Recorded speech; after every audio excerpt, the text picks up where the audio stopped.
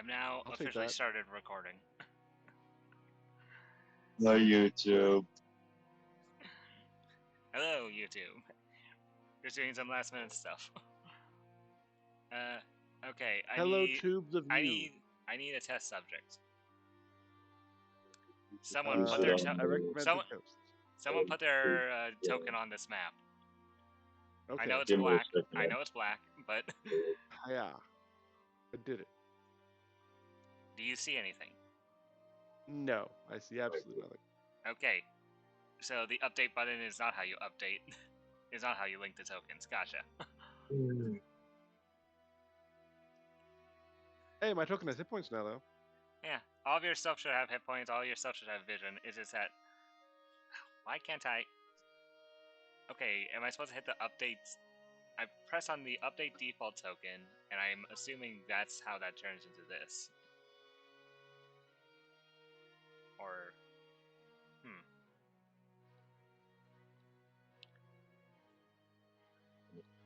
Put my computer in battery saver and try to wrap this up.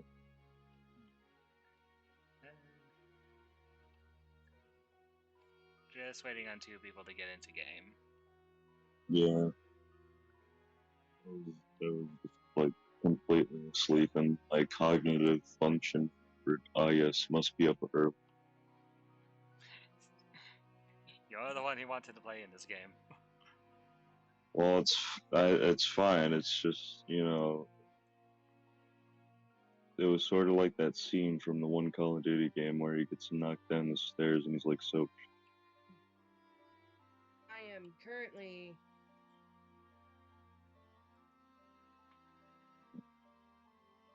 going insane. Oh, Why are you yo, going insane? insanity. Crazy. I could not find my keyboard. How'd you lose a keyboard? Luckily, mine is attached because it's a laptop. Anyways. Ah, screw it. Well, I'll figure out the whole token situation later. For now. Yeah, just I'm getting there. I click it. For now, we're just waiting on 2 players to get into person game. with a keyboard. Oh, we're not. Having him Tell roll, me where you find it. not E20. Roll.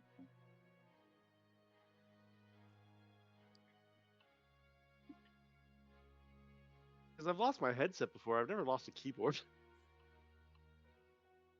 Well, my keyboard Sometimes isn't actually. you- Keyboard I'm talking about actually isn't attached to my work Hmm. Oh, laptop. wireless? Yes, that is correct. Still a big update. Yeah, well, you also don't have a cat that knocks. Like, I have a cat that likes to knock. Ah, yes. the- Fair enough. The current thing I see is It answers- a Literally white just say you have a screen. cat answers all questions that are weird to me.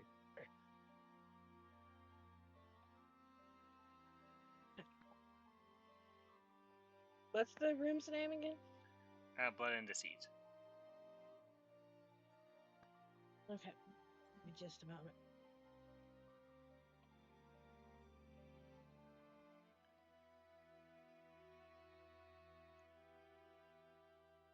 Yes, the tokens move. Skedaddle around.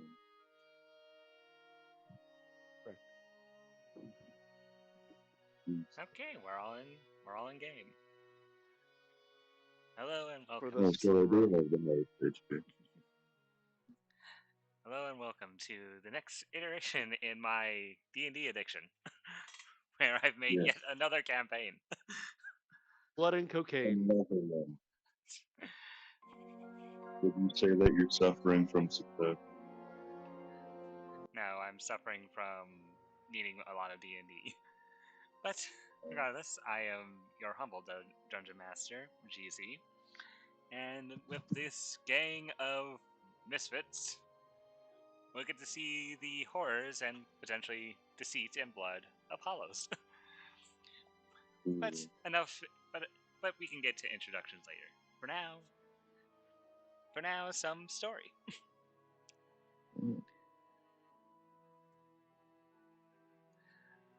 The The barren deserts of Hallows are home to a variety of creatures considered by most to be dangerous. Various undead, deadly wildlife, harsh living conditions, the list goes on. But there is surprisingly an order amongst this chaos we call Hallows. But sadly, even order comes with a few strings. These sands are drenched in more blood than I'm sure anyone could realize. It seems these unlikely heroes are about to see how deep that blood runs as they walk along these cobblestone paths through the thick mist this evening. And I'm gonna roll to see who's our first victim. I mean, adventure. No, George, George. I'm only rolling a d4 because Fox can't make it yet. 2. Oh, along these roads comes a pale-looking figure, pink of hair, sturdy of body, walking down these streets, more feminine figure. Kit, if you would like to introduce your character. Yes.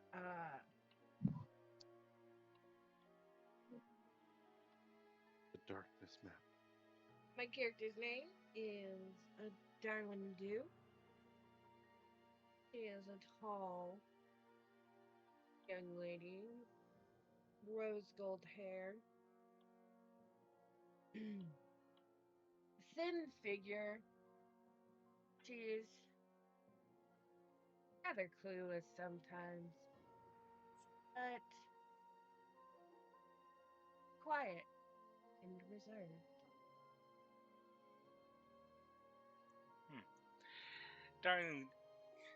Darling Dew, you have come to this town called Zombieland to answer a summons to a quest. Supposedly a crypt keeper by the name of Paul Deadman is looking for able-bodied adventurers to deal with a crypts problem he's been having. You've been told to go to the inn to find your benefactor.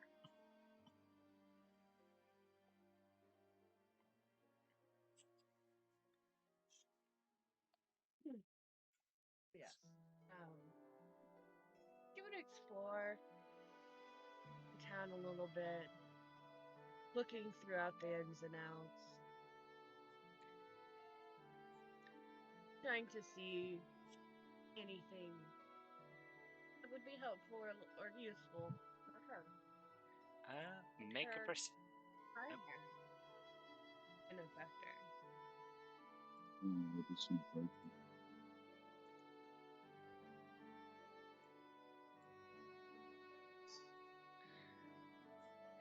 As you walk along these cobblestone roads, by the way, your token's on the map now, so you can move as much as you want.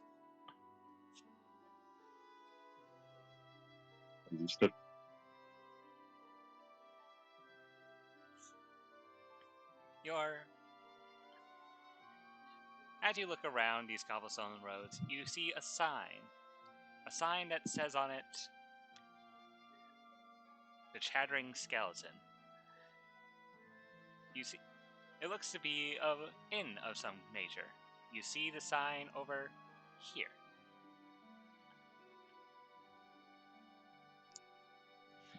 As you walk into the inn, you're greeted by the sights of various empty tables, a skeleton bartender currently cleaning a glass mug at the bar, and at one of the said tables, you see two figures. You see, as I pull up their tokens.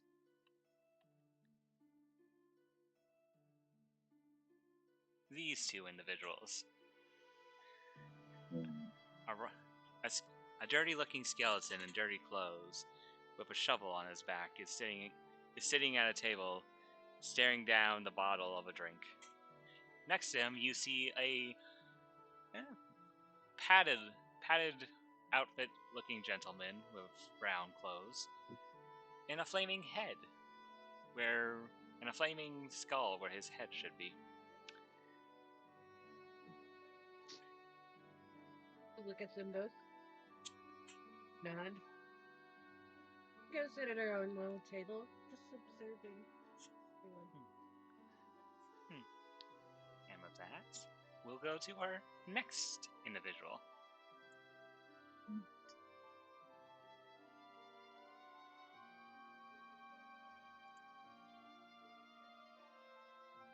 Two. Okay. Who's next? Who's next on the chopping block?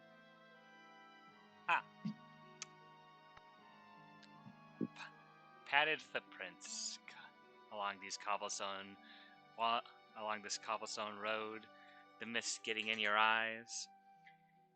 Your feline nature making you curious as you look around. The fur on your body standing on end, that always ready for a fight. As we introduce this individual. Oleg, please introduce your character. Okay, my character is Whiskers, not a name of their own choosing, but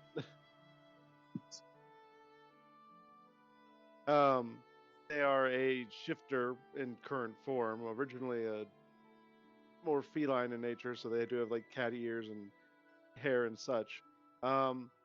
They don't tend to wear shoes because it's just uncomfortable and wear the bare minimum of clothes to cover proper places. They tend to act very weird for a person.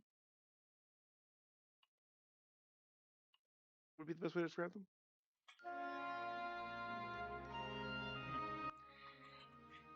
You two have answer. You two, through possibly various means, have stumbled upon a request board of sorts for a quest.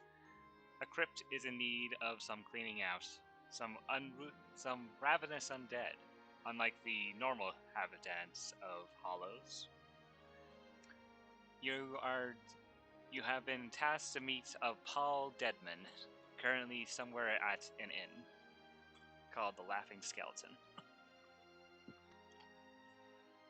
Okay, I run in the nearest direction looking for a laughing skeleton. Question: can your character read? They have high enough intelligence, so I'd say probably just common and just a bit. Probably enough to get a by. They wouldn't have been able to read the notice board otherwise to find this That- position. True.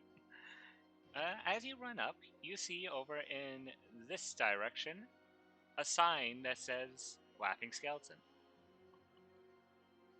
Got it. As you enter into the inn, you're greeted with a similar sight. A skeleton bartender currently cleaning a glass mug. At one table, you see a pink-haired individual with pale skin sitting, observing two other people at the bar. A dirty-looking skeleton looking down the bottom of a barrel. No, not barrel. Words. Bottle. Looking down in the bottle of his drink, and a well armored individual with a flaming head. What do you do, Whiskers, as you enter into the bar? Walking in, looking around for a second, they're just going, okay, which one of you dead men or Paul? As you say the name Paul, the dirty-looking skeleton looks up and waves his hand. Me? That would be me over here. Okay. And Whiskers will just like walk up and be like, okay, so where are they? Where is who? People I have to kill. Oh, you're here for the quest. He tries to get himself straight before his flaming head friend individual puts a hand on his shoulder. Let me deal with this. Hello. You must have answered our call.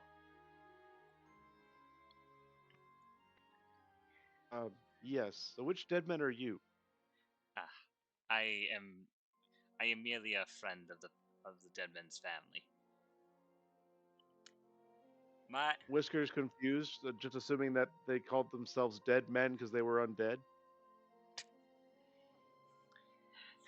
my name is Albert Pennycock.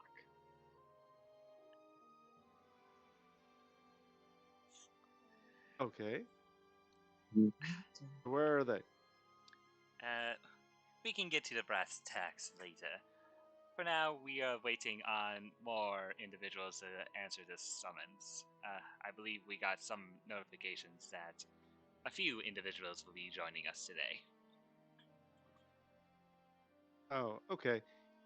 Jumps on a stool and like sits on it with their like feet and hands. Not looking to judge.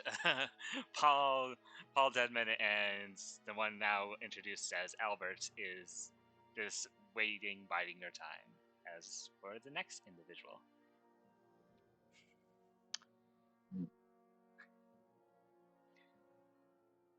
Stout of nature, long of beard, you find your old body creaking in these mist-laid lands as you walk along this cobblestone road. As we introduce this fine individual, and Ren, if you would like to introduce your character. I mean, I still have a completely black screen. I haven't seen anything that's like. Oh, that's yeah, kind that's because your character wasn't put in. Yeah. Yeah. Now your character is on the screen. Ah, so my character is Your Pertop, at your service. so he's a champion fighter dwarf, and well, he's had a couple run-ins with magic missile that weren't too kind to him, so he doesn't really like that too much. And I don't know, I guess there's not too much to explain other than he's a very kind-hearted dwarf who will always help a friend in need.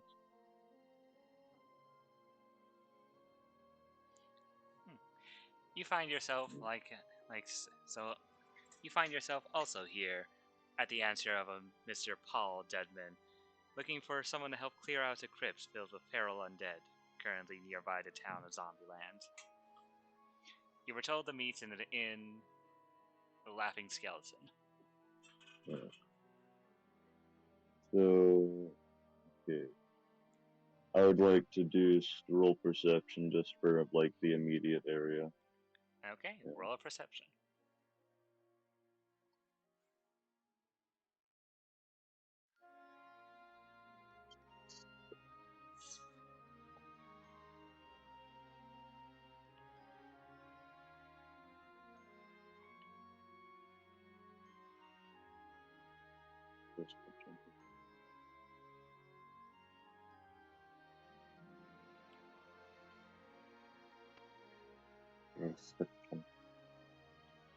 I don't know if that was doing the thing. Oh. Yep, it did the thing. Yeah, no worries. We always take the first roll. Now, looking around, you see a moderate-looking town through what you can see through this mist. To your left, you do see a sign swinging in the slight breeze called the Laughing Skeleton. That seems to be the place. I think I'll go check it out.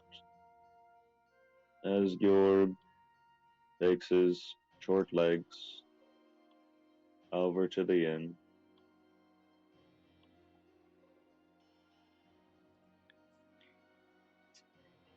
As you enter the inn, you see the scene I've described so far to everyone.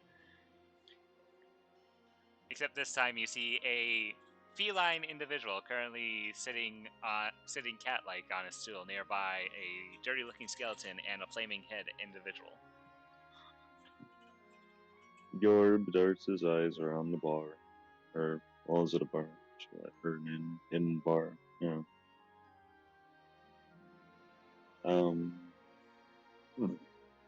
This is certainly a lively place. And as he trots over to the dirtier-looking skeleton, Actually, it's quite dead. well, yes, it could be very dead. You know, Yorb looks on the bright side. Oh, wait, was that in character? My brain cell. Yes, because this is a Ah. place full of undead. Okay. Can't like reacts literally to your statement. Yeah. Well, I guess that one is correct as well.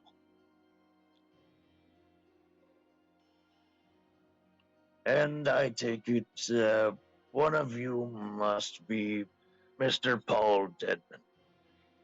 The dirty skeleton looks up. Yes, that would be me. Pleasure to meet you, sir. He raises his hand for an handshake. Paul giving you a bony hand shake as you take his hand in yours. So, you have some rowdy undead in the grave, I take it. Yes. At this point, Albert will speak up. Yes.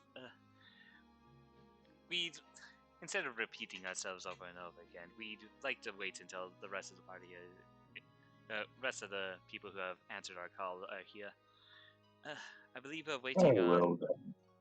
I believe we're waiting on 2 more individuals. All right, well, just know you have my axe. You just can't resist. At this point, Darling will stand up, walk over to the bar, put a coin down, not saying a word. Stands there very passive aggressive and waits for a drink, grabs it, walks back over and sits down. Not just saying a word to anything. The bartender giving you taking the coin, biting it to see if it's authentic, giving you your drink and leaving you be. As we go back outside and to introduce our last player for at the moment. Just let me get your token on the map.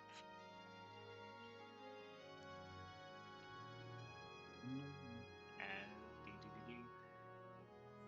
spectral legs and feet walk along these cobblestone roads. The mist's not really affecting you all that much, somewhat going through you as your spectral body allows. Elven figure in ethereal form walks along, entering into town. As we introduce Rowan, would you kindly introduce your character? Name's Wrath Rightwood. Just an elf that died. I was once a cleric.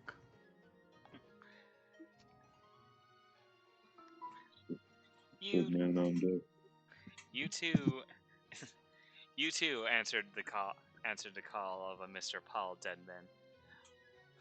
Looking to see if you could gain a bit more money, what have you. Maybe see what's about all these feral undead, supposedly stated by Paul Deadman. You two have been informed to seek him out at an inn called the Laughing Skeleton. I guess I'll roll perception to see if I can see the sign. And see where I'm going. With the eyes of a hawk, this mist really doesn't affect you at all, Wrath, as you see everything in town. You see the smith to your right, you see the inn to your left. Then I'll just go to the inn, but I just go through the wall as a ghost. You all watch as this Just ghost-like sit at the bar. individual enters into the bar through the wall. I just To those- imagine any equipment you got on, just it all like falls off as you pass. To anyone who is an inhabitant of Hallows, this is a common occurrence. Ghosts don't really know. Ghosts don't really do doors in Hallows. Or windows. Okay, Just Wrath, go to you the enter. bar and get a drink. Wrath, as you enter, you see the scene before you. You see a dirty-looking skeleton, a flamed-head individual sitting at a table next to a dwarf and a feline individual. At another table, you see a pink-haired woman just sipping at her drink. I just head over to the bar and get a drink and sit down and wait. You go to the bar, grab your drink. The skeleton bartender graciously takes your money and gives you a drink.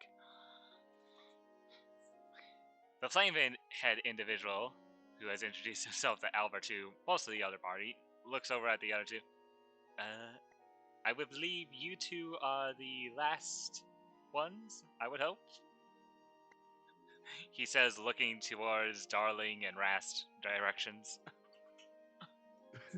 But Darling Yeah. will look over. No.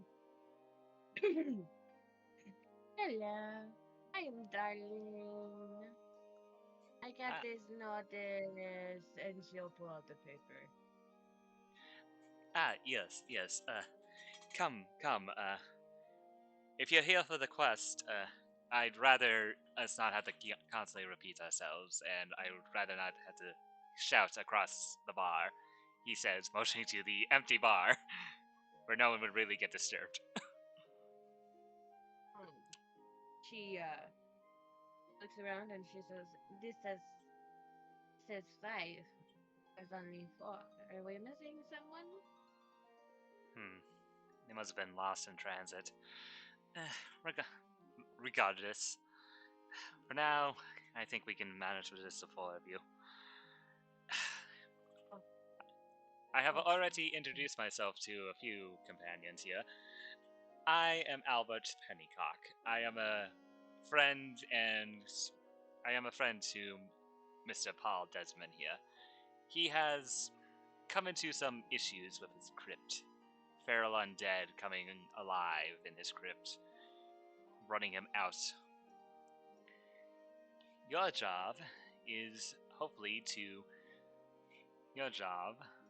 to go into said crypt, clear out any undead you find, and hopefully find what caused this whole mess.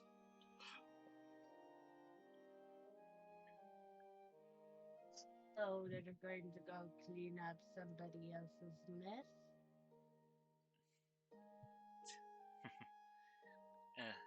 He motions to Paul. As you can see here, Paul is by no means a warrior of any stature, and besides, you get some free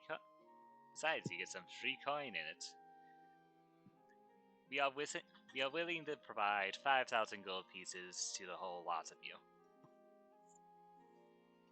I wouldn't say it's free coin. Fair. But he looks over the lot of you. You seem like a bunch of well-traveled, well-trained individuals. I don't think this should be a problem for any of you. Like thinking about it for a second, they'll go, so we kill all the undead in there. So does that mean we have to kill them? And points at the ghost and the vampire. No. Only the ravenous ones must be slaughtered. Well, Oh, okay. put out the misery, more like not slaughtered. Excuse my former tongue. Wait, who said kill Darling? That would be the cat individual. Oh, Darling looks at the cat and looks at the cat. He goes, "Whiskers to us?" Yes. She'll go and bare her teeth and go, "I am not ravenous. In fact, I can be rather tame until you piss me off." He didn't say not to kill only ravenous undead. He said to kill all undead in the crypt. And if we go into the crypt, you'll be in the crypt. But now he clarified. And what's dying That is- again? What happens if you die again? Do you, like, become a ghost of a ghost? I think so. I have no idea. Haven't had it happen to me yet. Also, at this time, Whiskers will try to, like, swat through the ghost to see if their hand goes through.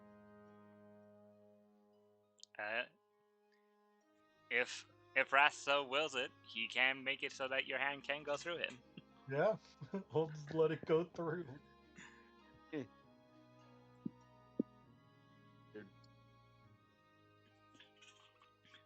Well, glad to see you're all getting along. If there's no further questions, I shall give you the location of the crypt, as he provides for you a little drawn map.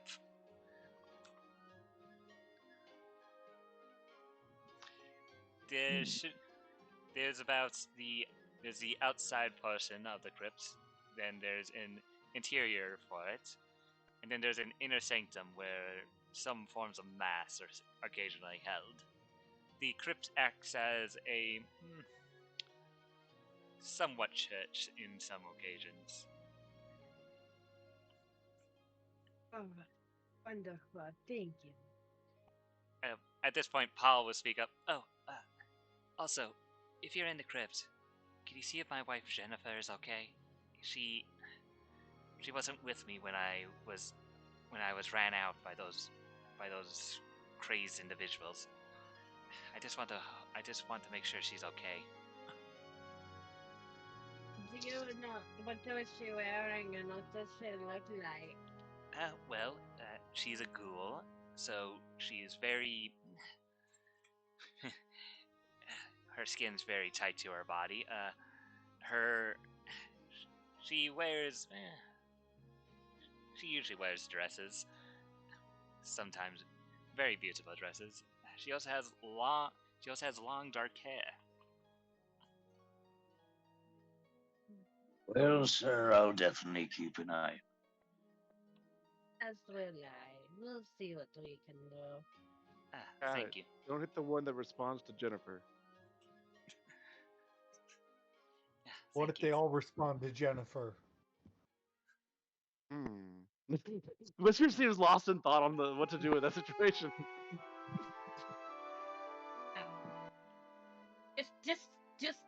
Just saying. We just look for the person that he's. Okay. We can always specify, like, Paul's wife, Jennifer. You know, not all females look alike. Just saying. Yes. Thank you. And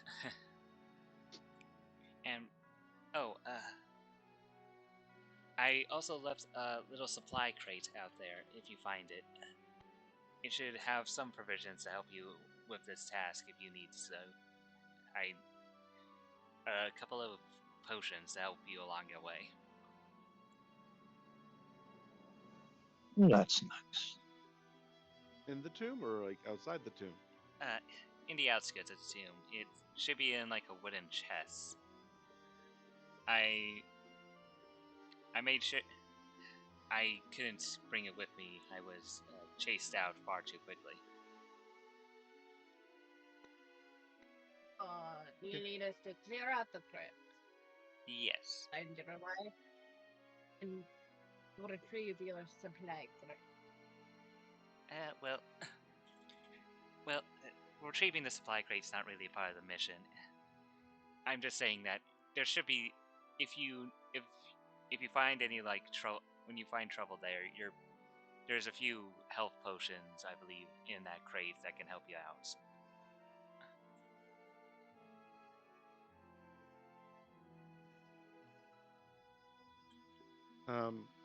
Whiskers will go to look at the map, but even if they see it, they will have no idea where it is. Just sort of stare at it. So where are we going? The direction of the map would, to anyone who would be looking through it, it would point off in this direction. It would point off in. Am I on the right layer? It would point off in this direction to those who can see that. Which Yes, I saw that. Which you showed. Huh. This. Strange. This is the first party I think that has all dark vision. Well, it makes sense given the campaign setting. True. Very true. Except one of us has like the super dark vision. Like, what was it, 120? No, Rowan, I think, has 300-foot dark vision, I What? see. Wait, what? and he can give it to like a certain number of people once per day or something like that for an hour. I see. So I can have 360 degrees of darkness. And it'd Oh. be 300 feet. Oh, then I need to update Rowan's token because I did not give 300. Yeah, look at the Twilight features. It'll mention it. yeah. As a mountain dwarf, I got only 60 feet. Oh wait, am I getting names mixed up again? No, you're No. correct. Okay, I'm not. Okay. That as the Twilight Cleric, I do have 300 feet. Yeah, it's Not- like the most weird, like insanely large number for our vision. There it is. One And he second can, as as I. an action, he can magically share the dark vision. 1 second as I update that. And if he has a wisdom modifier of 3, he can give it to all of us. Or higher. Wrath, you can see the entirety of the map. I totally don't have a wisdom modifier of 3. As a ranger cleric, Yeah. I assumed it would be 3 or 4. Well, if there's no other questions, are you all ready to depart? Yep. Okay. Should be good. Okay. Let me just do a couple things. Mister just jumps off the stool and lands in all 4 before getting up, and, like, wiping itself off. 1 second as I set stuff up. How's that? AKA, I'm moving you over to the next map. I don't know if the vampire was planning to do some shopping before we left town, but I will say it is late into the evening. Most stores would be closed by this point in time.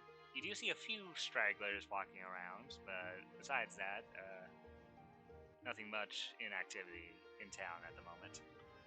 see, I feel like an undead town would not have any, like, nighttime closures out of character because they don't need to sleep. Yes, they do not need to sleep. They choose to sleep. Okay. Makes sense. They have to go party at some point. Oh, true. They have all their, like, raves in the middle of the night. That makes now I get it. Okay.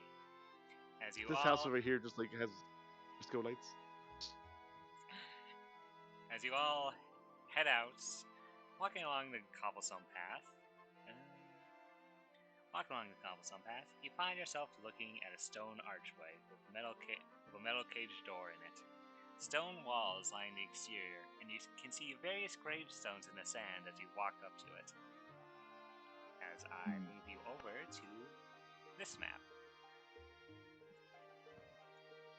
Can I roll a history check on the stonework? Because that's my thing. You may. Go ahead. Roll history for stone.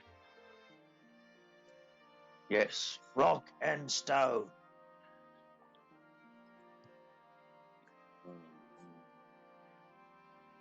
Dwarf gets stone. Yeah. Whenever you make an intelligence check, history is that thing. Yeah.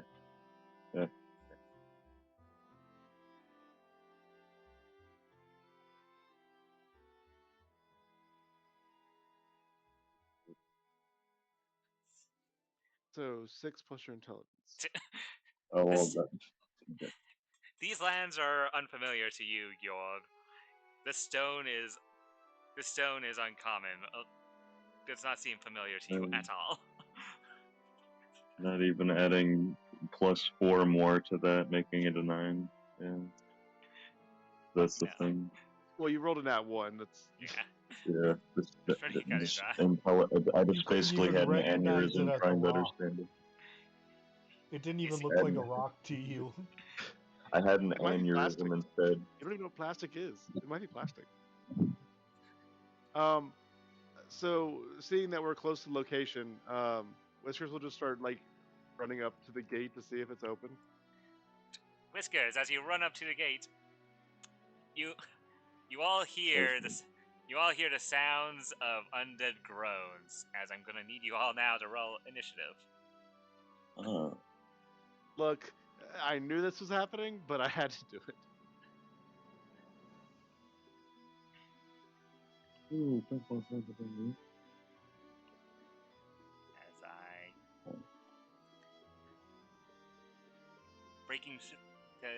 you also hear the sound of shuffling sand, as if breaking through the sand, undead hands.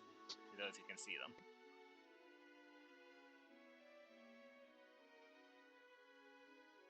I'm just out of curiosity. Does the gate look locked anyway? No, it does not look locked. I can see 2 of the undead. I see one currently. Well, that's because Oh that's wait, what your I see the other one. that's I what see your the other site one. It was allows hidden you to underneath see. the turn order. No, the turn order was covering it. That's why I didn't see it. Ah. 1 second as I roll their initiatives.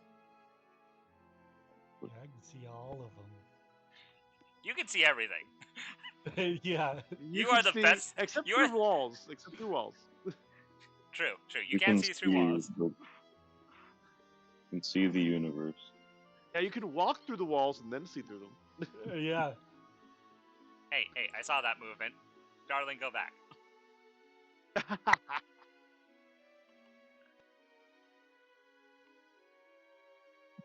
Look, DM, you have to roll a perception check to see if you saw the movement. Look, I might be looking at 2 separate screens, but I can still see you out of the corner of my eye. As D&D has said before, someone could walk right in front of you, and if you roll 1 on perception, you don't see. Nah, it's just messing. No, that's bullshit. Okay. A bing. As I switch this over, unfortunately, I couldn't find proper music for this at the moment because of rushness. So you're gonna get this music, It's like Dark Souls music or something. darling. Oh, that works. You're up That works. first. Yes.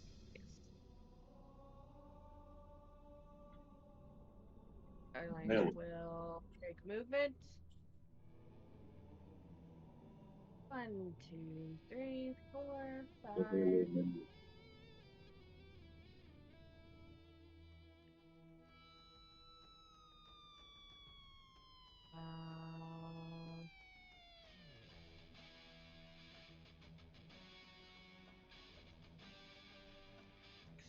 Meanwhile, as combat started, the Wizard just goes, "Oh, of course they got out. They didn't lock the door." He says he's looking at the door, not realizing all the stuff around him.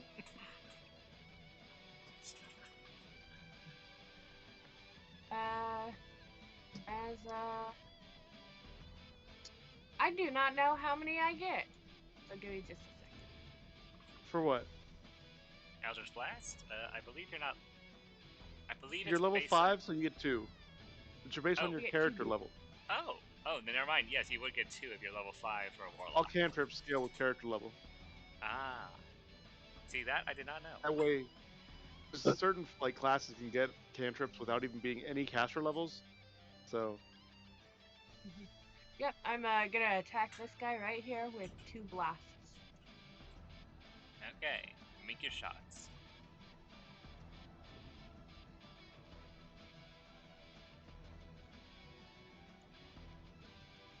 That hits, and that hits. Oof. Wait. My thing, I don't think my thing's added. Oh, do you have the invocation that gives you plus? Yes. I'll just add. Charisma? What's your charisma? 3. Okay, so that's 8 plus 5. Ooh. If you press the cogwheel. Oh, sorry. Immediately bloodied as you blast this soldier with 2 blasts.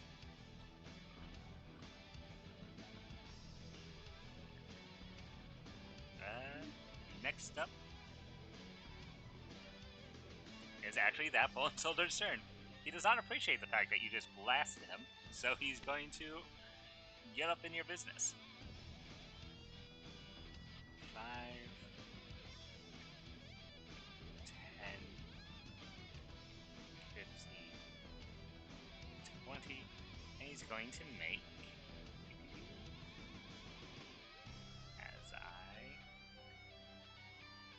you see him wielding this hefty-looking greatsword as he swings at you. I'm supposing a 12 does not hit you. No. Deflecting harmlessly off your armor, the soldier is unable to hit you. As we now go to... She will laugh at him. Rude. How rude.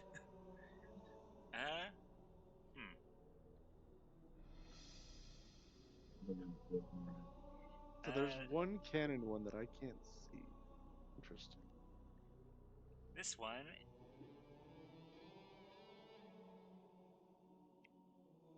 question.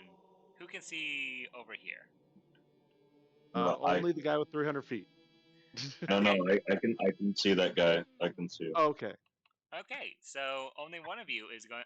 So 2 of you, he has advantage on. And... Yes, I may have stolen the Sins playlist for music. Yes. Don't Where's forget my to Naruto bury the music? light. Look, because it won't be the common one. Darling, you see from the darkness a crossbow bolt be shot at you. Does a 22 hit? Yes. 22 does hit. Okay. I feel like this is one of those cases where advantage didn't matter because they rolled a 21 and a 22.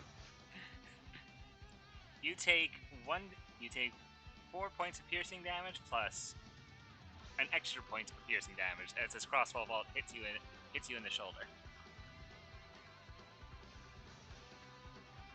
So 5. Yeah. And from the other direction, another crossbow bolt comes towards you. Oof. That hits. You take... No, I don't think it hits. Oof. You take a total of 6 plus 8 plus 13. You take all that. 27 damage? Yep, you take 27 points of damage as this one hits you straight in the side. Wait a minute.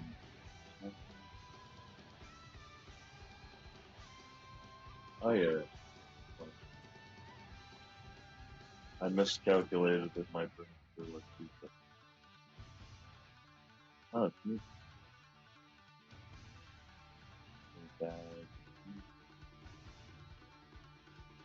Okay, after that, it is now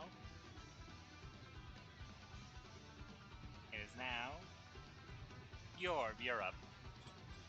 Alright, since I got these short, stubby legs, I'm just gonna take care of the guy that's closest. Not just land on top. Asserting your Flying dominance, you. tackle. Yeah. Drag that one a little too far, and I'm just gonna give him.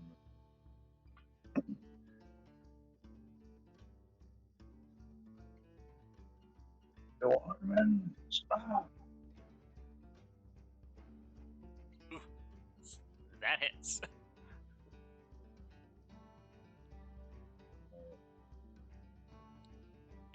With a hold on. Isn't that plus 10? Right? It should be plus 10 more damage, so that's 22 damage.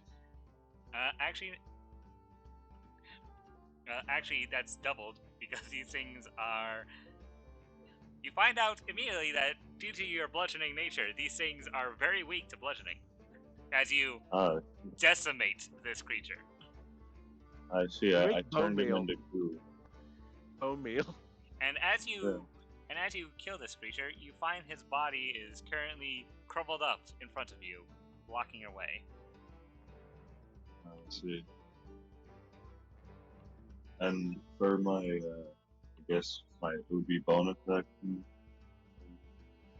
Or wait, no, I made an attack action, so that means I can attack free once and then still have my bonus action, right? 'Cause things, fighter shenanigans. You are a fighter, you have one extra attack you can make this turn. And then as a bonus action, because you put something to 0, you may make another attack. Brain is not a brain. So I get 3 attacks essentially. Essentially. Okay, so I use 3 squares, so that means I will use the 2 squares I have left, the one right here. Okay. Then I will take, I will like stow my ball at my hip back in its place. Okay. And then I will throw essentially both my hand axes at that man. Throw your attacks.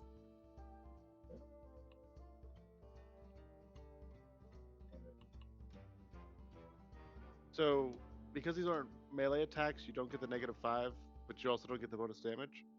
So there's 17 and 10. Throwing it at that man. Okay, you hit with a 17. Roll again.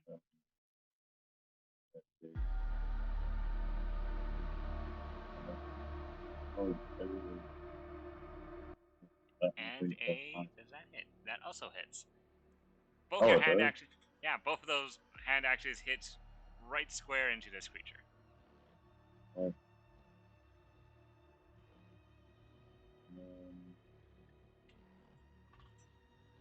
Dealing a So 15, 18. You don't get the +10 because I think it specifies melee attacks. Right. Yeah. I don't know. The -5s are just there. I don't know. Yeah, how I think it's because you have that ability checked, and if you uncheck it when you make your ranged attacks, then... I see. I do have great weapon check there. Yeah, so I think that's what's doing it. 13 points of damage to these creatures. To this creature.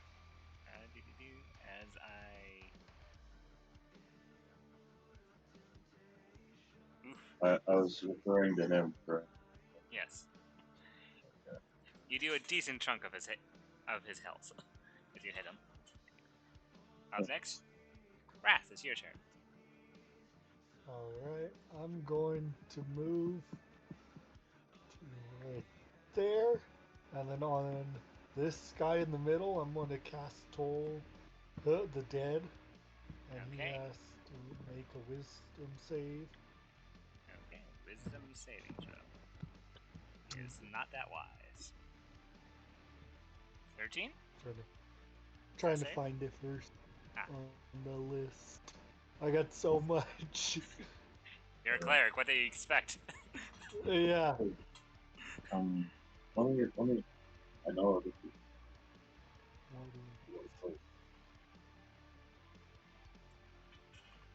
Since he's technically in my long range, wouldn't that been at disadvantage? Oh, it might have been. I didn't know what you were doing that, so it would have been a 10 and a 14. The 14 would hit, the 10 would miss. So I'm going to give him back 5 hit points. Yep, I'm going to give him back 5 hit points. Why do I not see it on here, but it's on my spell side? Just click on the spell and it should proc wherever you see it. 14. Here we go. Okay, he fails. Roll your, I believe it's 2d8. 2d8. Yep, roll 2d8.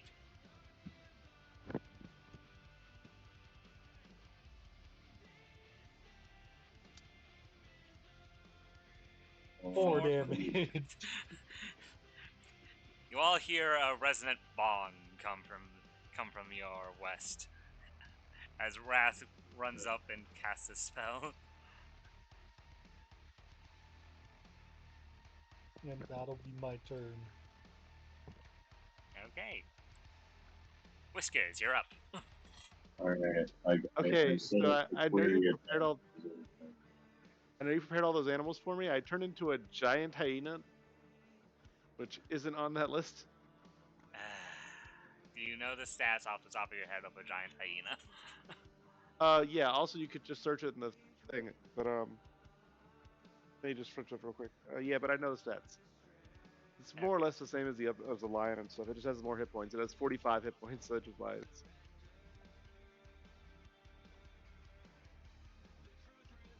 I don't know if there's a button for me to share it, but if you just go to the book one, type in a giant hyena. It's a 16 strength, 14 dex, 14 con, 2 intelligence, 12 wisdom, 7 charisma.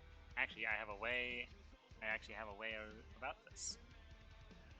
You're gonna go into your monster thing and pop it out and just let me move it around? Yeah,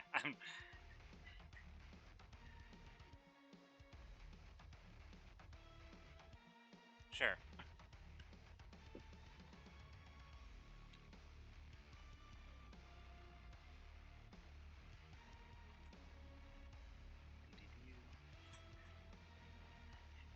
Great thing I have a moon druid in a different campaign, so I can actually do this.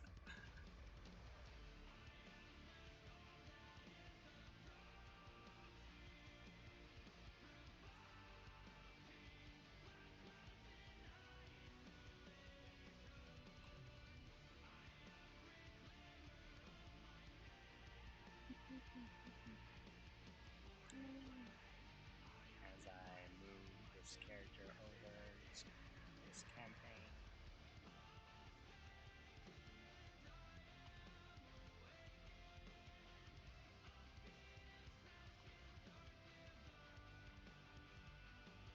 Okay, as I give. Hold on, as I. A bit of editing, as I give you access to this token.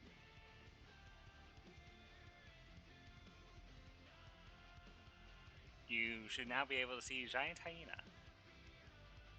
I do. I do not. Oh, I mean, like, I see it in my bar, so I can do this. Oh. I'll let you handle that. Okay. And now I can.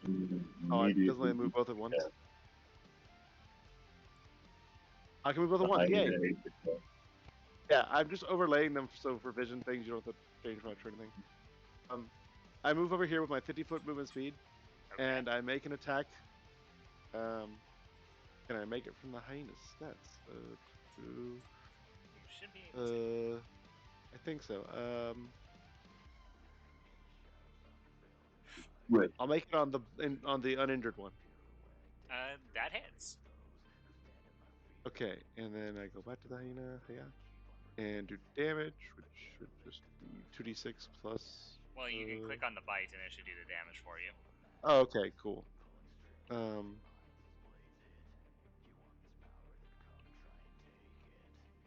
7 damage. You take a nasty chunk out of this character. Out of this undead. Yep, and with that, I've done my bonus action, and movement, so I am done. Okay. It is now for the last 2 bone soldiers' turn.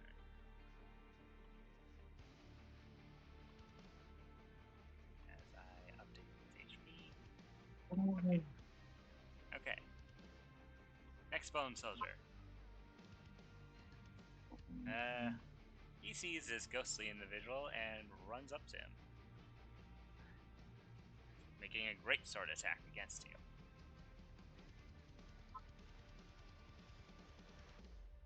There's a 14 hit. Wrath? For me, no, it misses. This great sword harmlessly goes through you as he swings, not being able to hit you your incorporeal body. Said only a vacuum can kill me. Or a strong breeze. Now only a vacuum. What if I cross the streams?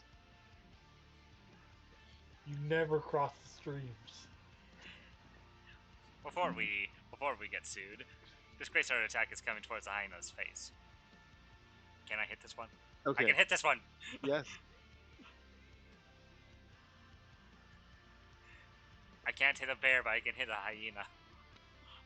I mean, I have 46 HP. I don't care. Now I have 37. Okay. Darling, it's your turn. Okay.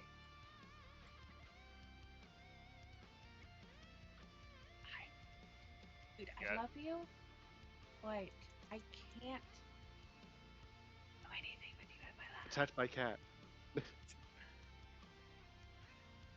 You have been severely injured by 2 crossbow bolts that came out of the darkness. No, she's just moving around trying to find. Fair enough. That's 15 feet.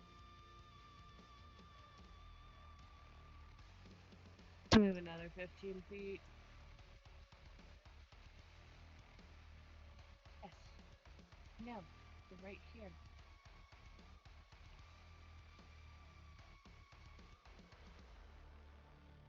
I envy Rowan because he can see what the other characters are doing when they're going in the opposite direction. He just sees the entire Yes. battle map. Oh, she Except for sees what's somebody passable. off them. You know what she's gonna do? Eldritch Blast. Yep.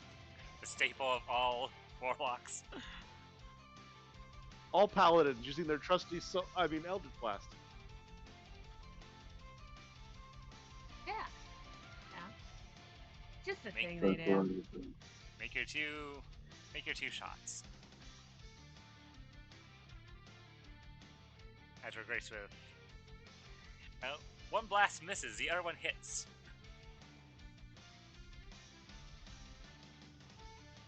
Or ooh, that's Maximum damage.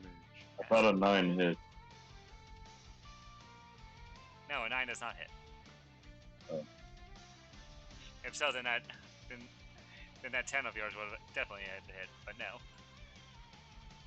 You with a very nice shot, you hit it, and it seems to be.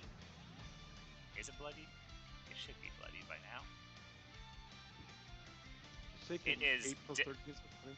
It is definitely bloodied.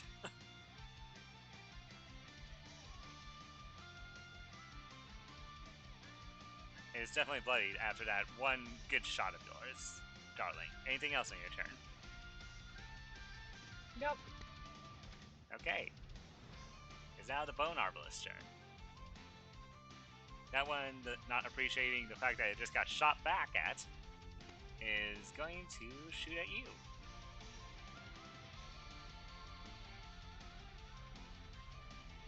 But this time, not an advantage because you can actually see it now. Oof. The shot goes wide as it misses you completely. No, it ricochets off the ground and bounces back to his. Time for the other Bone Arbalist's turn. Seeing as this giant hyena has gotten up in his face, he is not going to shoot. He is actually instead. You see that his crossbow has a blade at the end of it. It seems he's wielding a bayonet of sorts. As he makes a stab at you.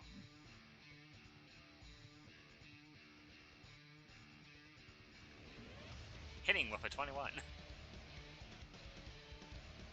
True.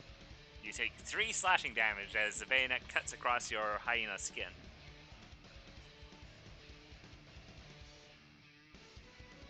Okay, I'm at 34. It's your turn. Actually, I wanted to do something in response to that using my reaction. Oh? Where is it? Aha! Get to the gem dragon. What is going?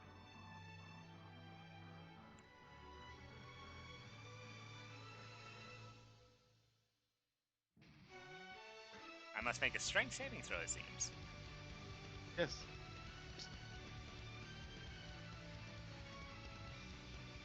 The 11. DC of 8 plus 4 plus 3, so it fails. And it takes 2d8 damage, if I remember. Yep. Oof. 2d8. And it's knocked back 10 feet. Okay, roll your 2d8 damage. And it's pushed 10 feet away from the. It's pushed off the map. 5. It is pushed and then slammed straight into this gravestone.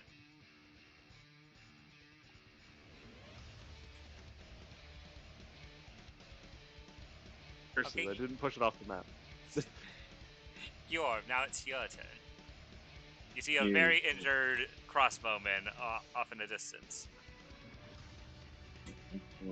Use my. That's not the one that I can do.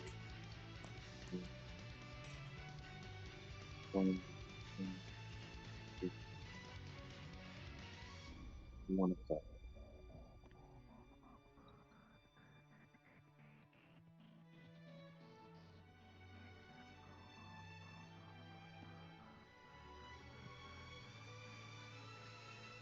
Okay, I will take an action to dash.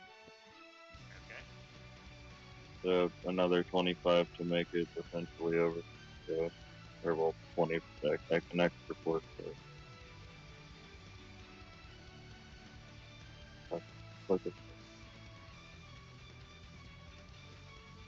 Okay, now we're at this. And then, okay.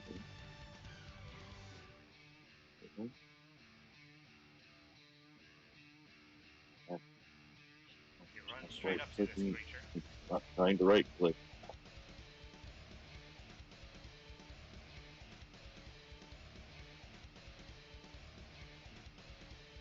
I will expend my action surge.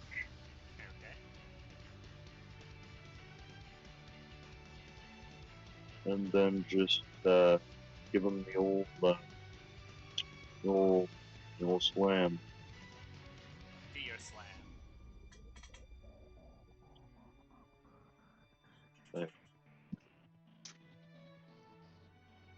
I don't think that hit.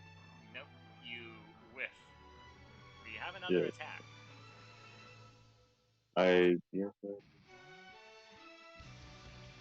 See, multi-attack is a part of your action, so therefore you get 2 attacks on an action surge. So that hits. I don't think this thing's living. The plus 10, right? Yeah. Yep, plus 10 to whatever this damage is. Alright, let me check that box so it does apply itself. Okay, well, it's dead. You crush it into cinders. As it's also, as you find out that this thing is also not a fan of bludgeoning damage. And its body remains a pile of bones. It falls apart like a dry bone. Okay. I believe that's my turn. Yep. Yep. That is your turn. Next up, Rast. You have this individual right in front of you. Yeah, I'm going to first use my bonus action and cast Hunter's Mark on him. Okay. And then I'm going to hit him with my Warhammer. That hits. So 12 bludgeoning damage because these things are vulnerable. And an extra 2 damage So in the Hunter's Mark. So 14 altogether. Oh, you have advantage on initiative rolls.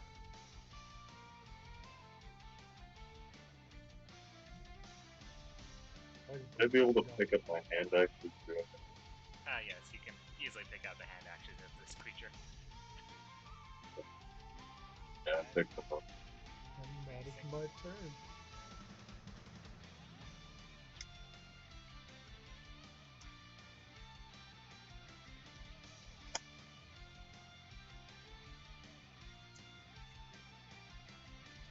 Instantly bloodying this creature with one swing. Whiskers, you have 2 individuals. I'm gonna move here, and then I'm gonna bite at this guy. Make your bite attack.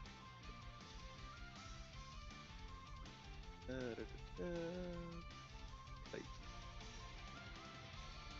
That hits. And then I will destroy them completely with this huge damage roll of like 3. 9. 9. This one is now also bloodied.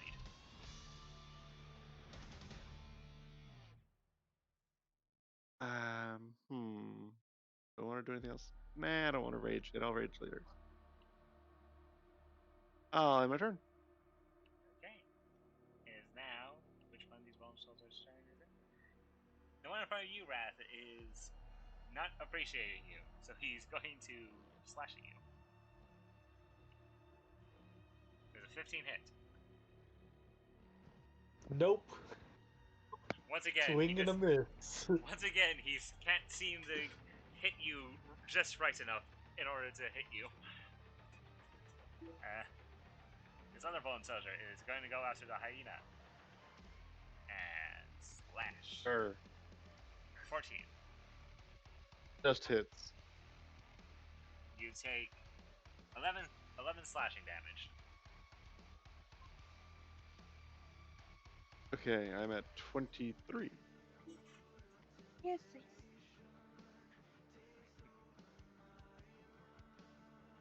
Okay. Darling, it's your turn. Ah, yes.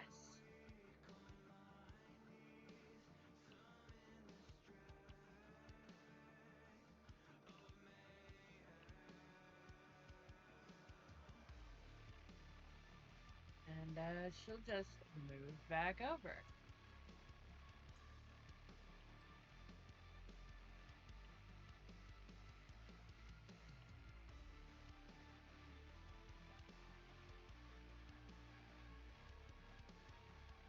Not really being able to see anything or anybody,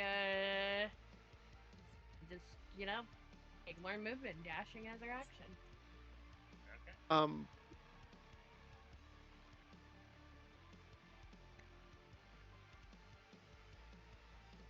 You were about to say something, Oleg? Oh, I was just saying the poor vampire only has 30 feet damage. I feel like it should be more, but yeah, no, she only has 30. I think it might want to be retconned to 60 because that's like the normal dark vision. How dare you. I said might. It's up to you. You're the DM. I'm just giving my opinion. I know. I'm just saying vampires should have 60, at least 60 feet. They are creatures of the night. Fair. Look, the ghost who has only 30-foot dark vision isn't complaining with his 300-foot dark vision from his class feature. Well, maybe you should have tried to get away with that thing, Miss Darling. Oh, are you punishing her for trying to have the immortality? Most races that do have dark vision have at least 60 feet. Yeah, 60 feet is more or less the minimum. Fine, since you whined enough. There, now you have 60. Ah, teamwork of whining. Ah, now I can see. You've already dashed though, so it's too late to do anything this turn. Yeah, it's too late. You can't do anything. It's Yarbo's turn. He's going to stab at the hyena.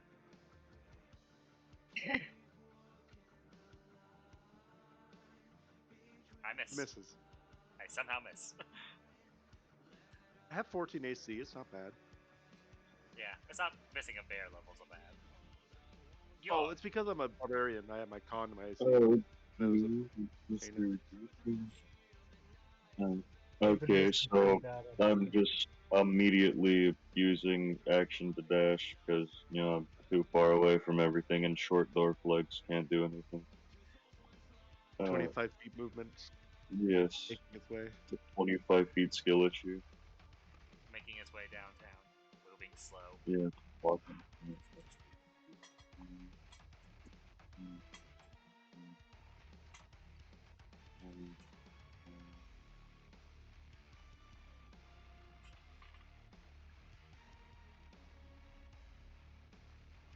Also, I Alright, like how Wrath's like, oh, they've been missing a lot. Has only had like a highest roll of like 14 or 16 against them. While I've been getting hit by 21s, and I'm just like, no, they've been hitting pretty well.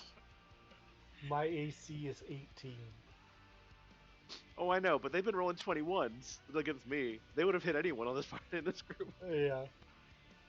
Wrath. okay. Anything else in your turn, Guild? Yes, I do. I will. Wouldn't I be able to throw hand axe at for bonus? So that only applies if you make an attack. Yeah. You use a bonus action to do offhand attack. And since you had to dash, you couldn't. Yeah. So you spent your turn just running across the battlefield. Wrath, it's your turn. Okay, good.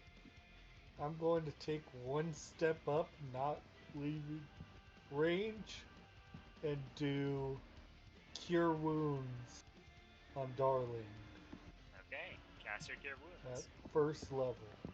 with 5 Darling, you HP. heal for 5 HP. Because she's undead, she burns and dies. We're finding out so much about the undead.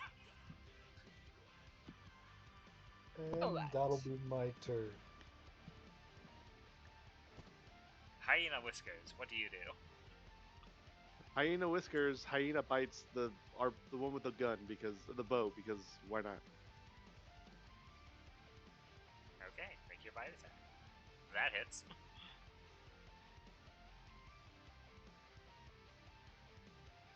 Oof. He is on his last legs after that nasty. No. Fine, I'll kill him next turn. Maybe we get it next turn. I have 23 HP plus of my full health bar, so I'm pretty good. This bone soldier is very annoyed at the fact that you just completely ignored him, Wrath, and is going in for an attack.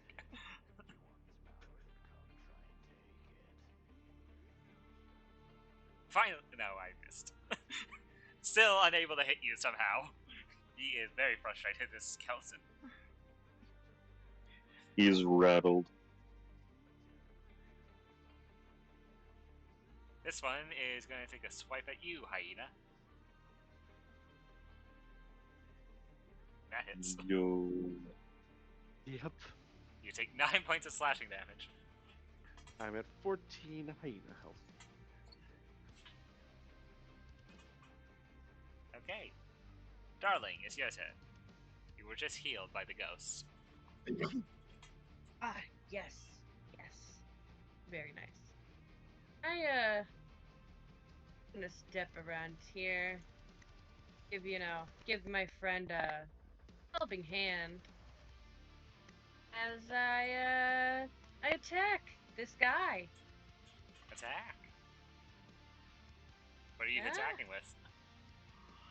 My flail. Sparkling wit? Oh. Oh. It's flail. That misses. Wait, is my Gun. thing even right on this? It should. D20 plus strength Yeah, plus it is. proficiency.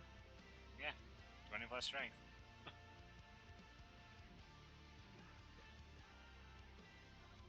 Yeah, that will end her turn.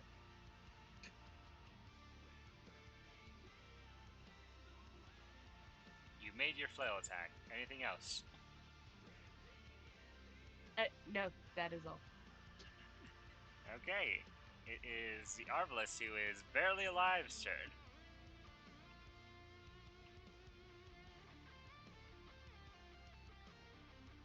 As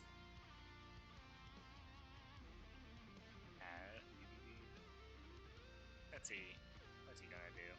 He's gonna stab at you. Because That's what you've been made to do. Stab. Mm. Yes. Stab, stab. Stabby stab. Missing horribly. He stabs himself. The Missing. knife just disintegrates, just falls off. It like tries to stab me, and I bite it like it just like dramatic, catch it in teeth moment. Nothing happens. It's just dramatic. It's your turn. Like, so continue to door over in this direction. Your stubby legs taking you across this battlefield.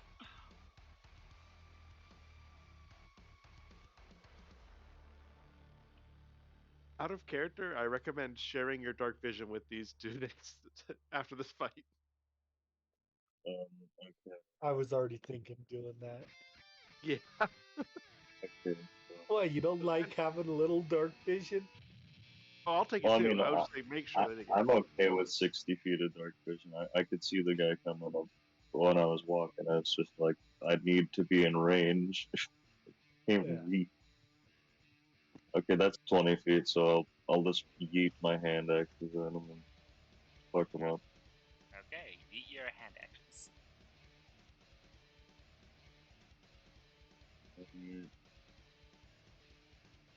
Eaticus.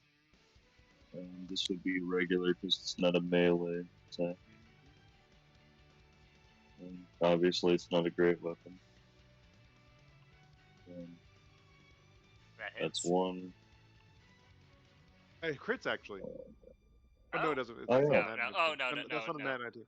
Yeah, I it's saw not that. 19 and I was like, he's a champion fighter. I was like, Yeah, You tricked me. yeah was it was 12 plus 7, but yeah, I saw. But my mind instantly went, I see 19. Trigger. yes. All those hit as Yeah. far as I Well, third. Yep, both of those do in Wow. fact hit. When 7, 5. Okay, are you still alive, sir? You are not. 12 damage. 12 damage data.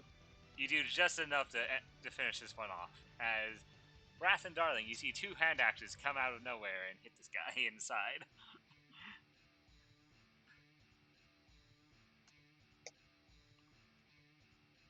Okay. Wrath, your foe has been slaughtered. What do you do?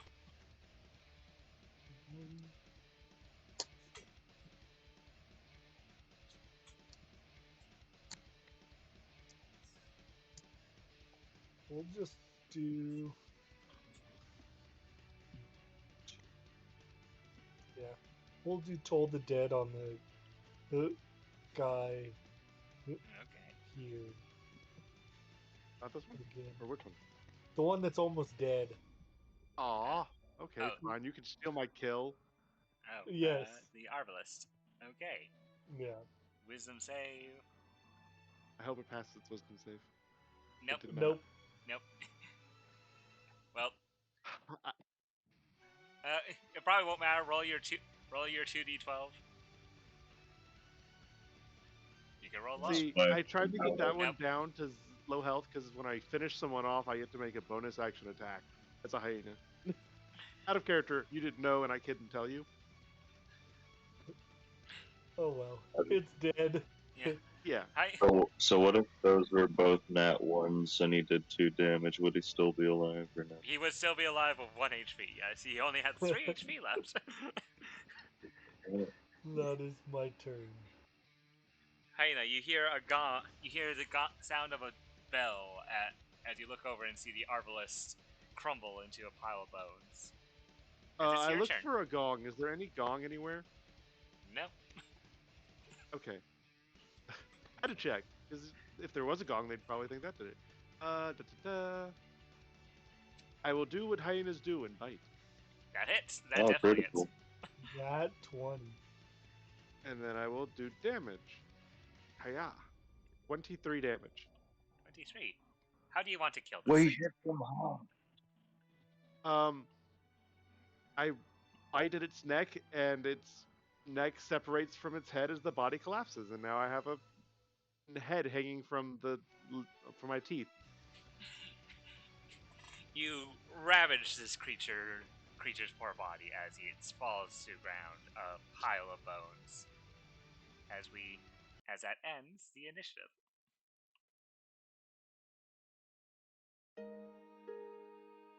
I go ahead and try. No, that's the measure, and The ruler I go to this guy's body and grab my hand axes. Okay. You successfully retrieve your hand axes. Now I will. I Brings the will. head to the party and if just I drops it can on the ground there.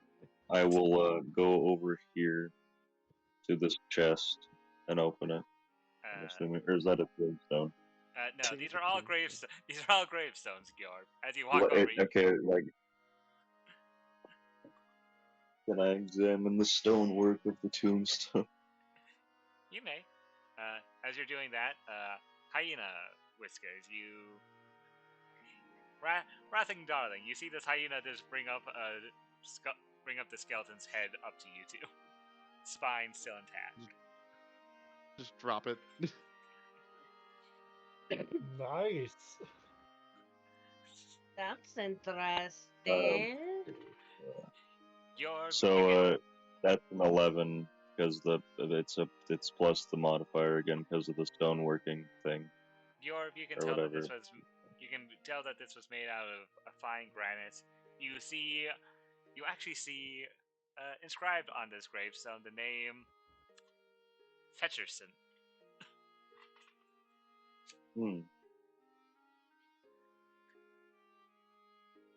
So we're doing this. I'm going to cast Cure Wounds at 2nd level on Darlene. Okay, you heal for 19 HP, darling.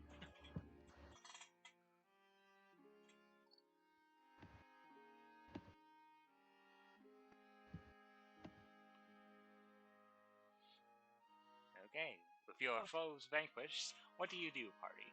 You see the gates of the crypts swinging before you in the slight breeze. Well, I guess we should probably go in. Hyena dramatically bursts open the gates. You burst open the gates, and before you see a statue surrounded by candles. To your left and to your right, you see what seem to be tombs with candles next to them.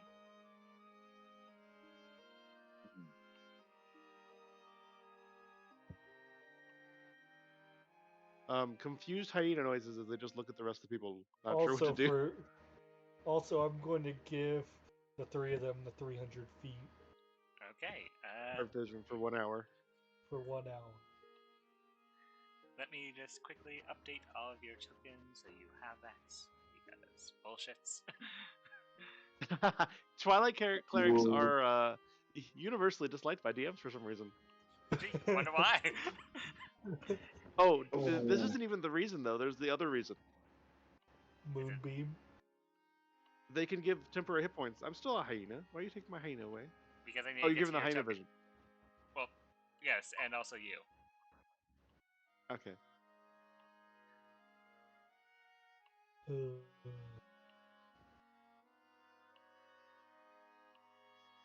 on.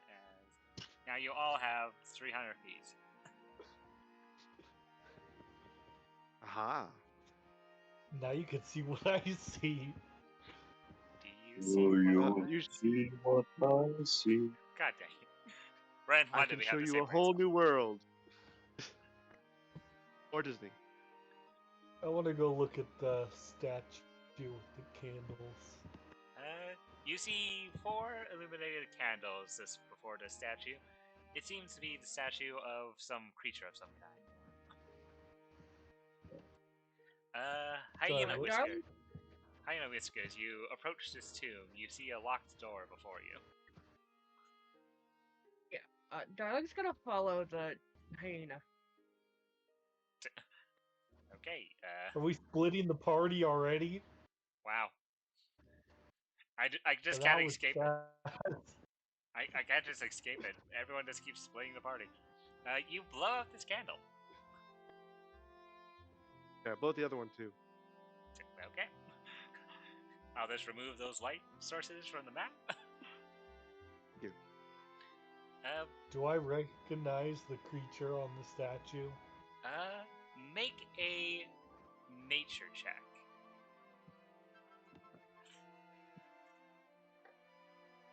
Nope, I don't recognize it. Nope, it's... No, it looks monstrous in nature as you look at it. Unfortunately, you have not seen one of these things. And we cut back to Darling and and Hyena Whiskers. Before you is a tomb, a locked door before you. What do you see? You see a large metal lock in front of the door. So is it like a bolt lock kind of thing? No, it's Or like... is it part of the door mechanism? It's... You know those... You know, it would be like this cartoonishly big metal lock that has a keyhole in it. Okay. I use my hyena lock picking skills to try to pick the lock. You bite at it, and your teeth just find nothing but metal. Okay. With that done, the hyena is going to go back to where everyone else is. Okay. Darling, do you do anything with this locked door?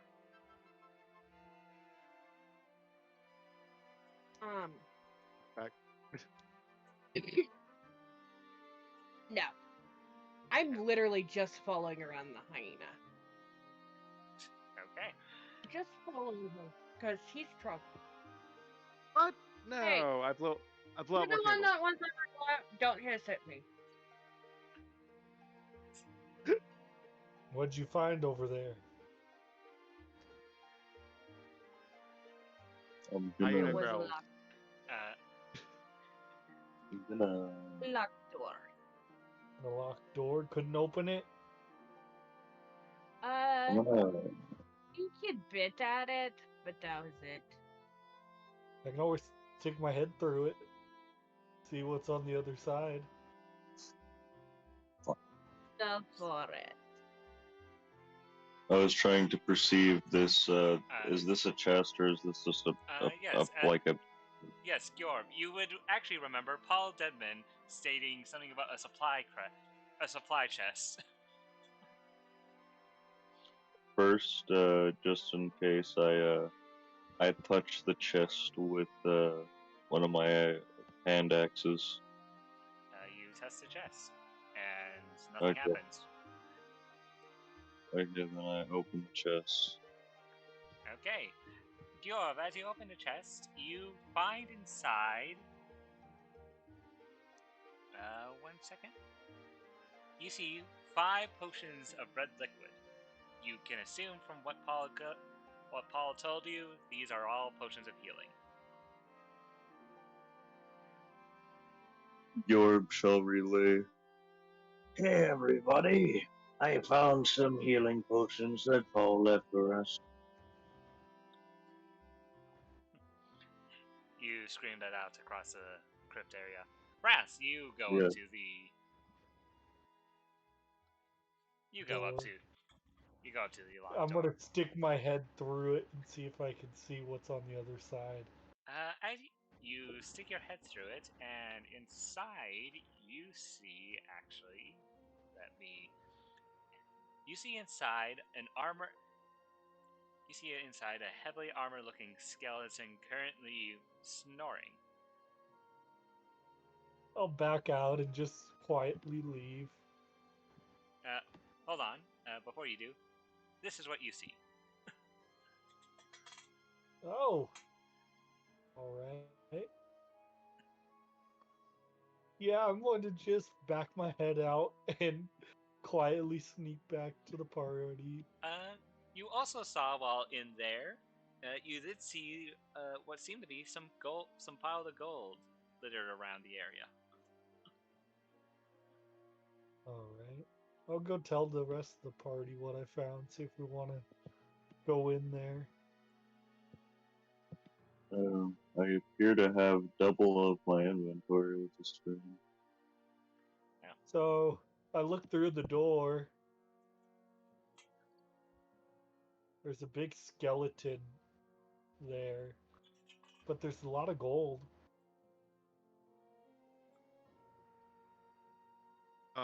Confused hyena noises as it just sort of like tilts its head and goes, eh? Should we go break? Do we want to go fight the skeleton and get the gold?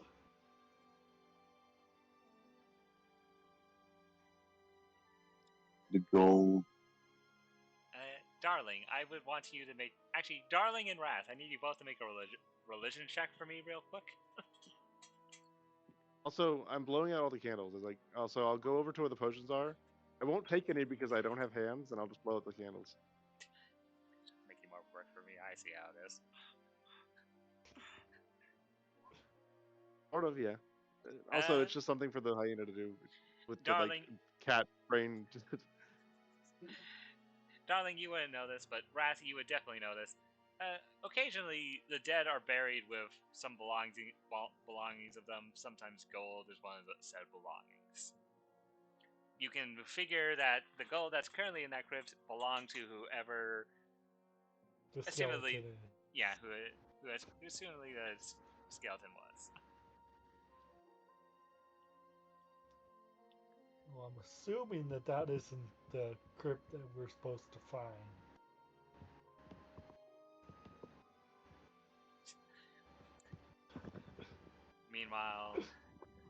Meanwhile, Whiskers is just going around being a menace, blowing out all the candles in the area. Whiskers, knock it off. Oh. Oh, what's in this crypt then? Not they can't say anything, so they're just like wandering over here and just. Yeah, this one's locked. Okay, order of operations. Whiskers, as you walk over here, you see a broken down door. Oh. And an empty Pushes door with. And you see Oh, inside nothing. You see an empty casket. Walks inside and looks in casket. Darling, was this your home?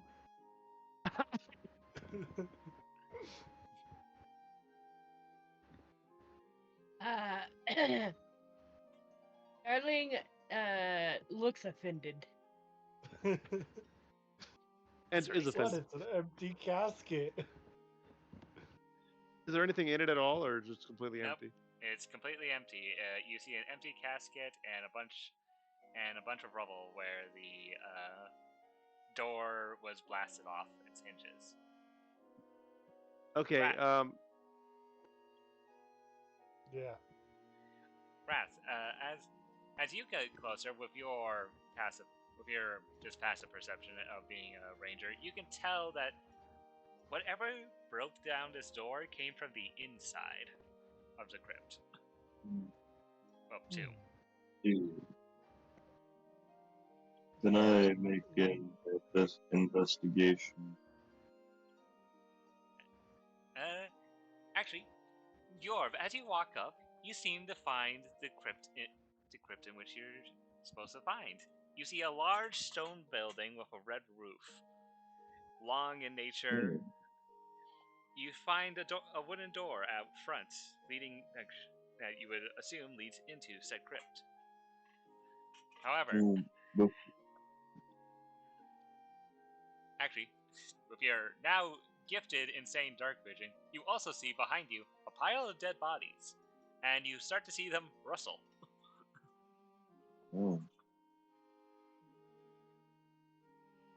I move to the middle of the room and make an investigation. As you make an investigation check, you see crawling out of the pile of dead bodies. I didn't click it. Oh, well. Regardless, you would still see this because with your insane dark vision now given to you, you would see four dead individuals crawling out of this pile of bodies. Actually, I don't think I see them. You know. Well, no. This is happening in front of you. Like, yeah, you don't find details of it, but you see what's happening. Yes, you can see these. And my computer just said, "Amazing, mission complete." Switching to phone. Give me a moment. No worries. Actually, as I need you all to now roll initiative because of this, I am going to also issue a 10-minute break. Get a drink, use the bathroom, what have you. Yeah. If my phone would not seizure. Wow, that's 0 initiative. 0 initiative. Non-existent initiative.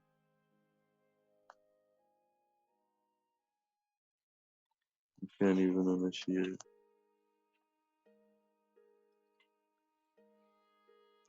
Where's the login menu? Sign in. This.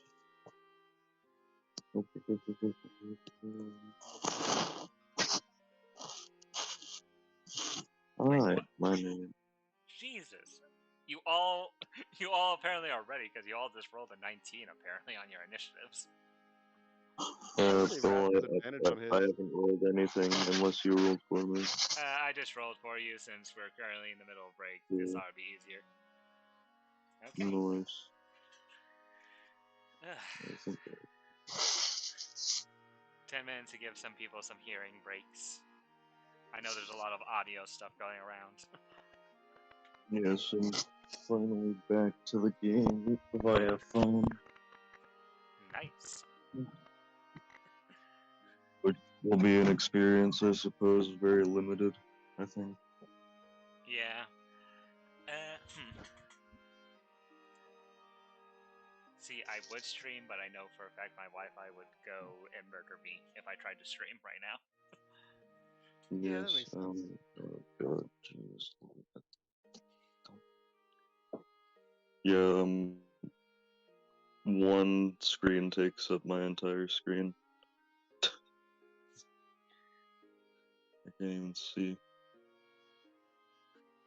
If anyone's able to potentially stream what's happening on their screen to Ren. Yeah, you're gonna have to. I'll just tell you what I want to do at this point. Yeah, because I'm kind of at a disadvantage here. Yeah, no worries. I'll just open your character sheet and control your character. Yeah, thanks. And at least I can watch the stream because I have data and I paid my phone bill. That's cool. Nice. Meanwhile, we wait. Meanwhile, who knows if Fox will make it in time for at least some of the campaign.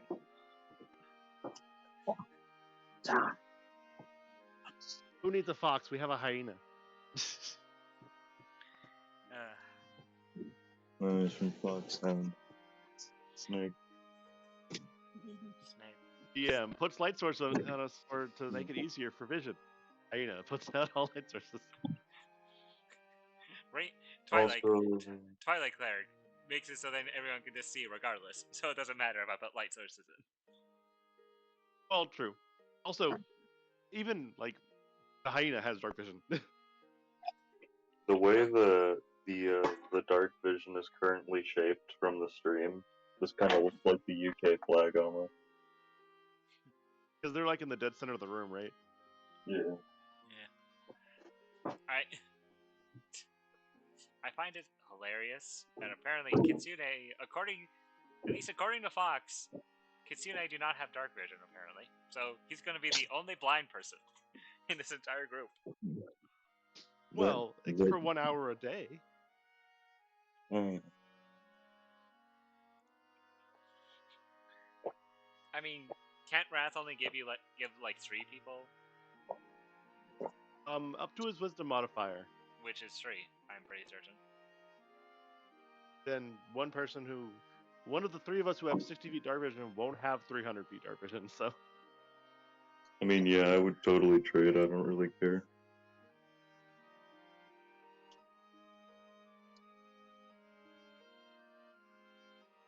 Stupid Twilight clerics with their insane dark vision and their ability to give everyone else insane dark vision. And they also have an ability for like 1 minute to give everyone temp HP every single turn. That is also true. Now, that ability is better if you go straight cleric, but still 2 plus, I think, a d6 is still pretty strong. At some point, I want to try the peasant railgun for funny. Why? Look, know- the DM has already set up the gnome railgun in our other campaign. No, I didn't. What are you talking about? You gave the gnome like a 90 base movement speed and the ability to cast haste and Fair. I gave them insane movement. Well, it's not. Well, look, the benefits match the patron, okay? I got a bucket of blood. No, you got a bucket of paint. Get it right. Bucket of red fluid. That may or may not be blood.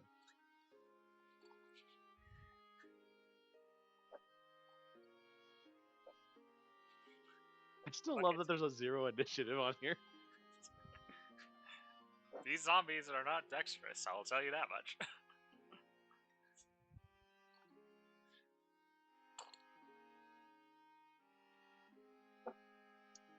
Like, he doesn't. The guy that rolled 0 just doesn't even know there's a fight going on. He had like an aneurysm and his arm fell off.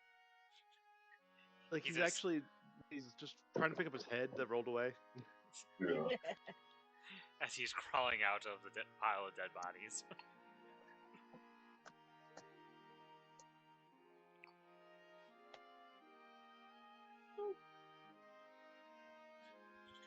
So, how's everyone enjoying the campaign so far? I think it's shaping up pretty good. I like blowing out candles. And candles, actually, I like the smell of blown out candles. See? Oh yeah, which reminds me, before the fight starts, I blow out these candles.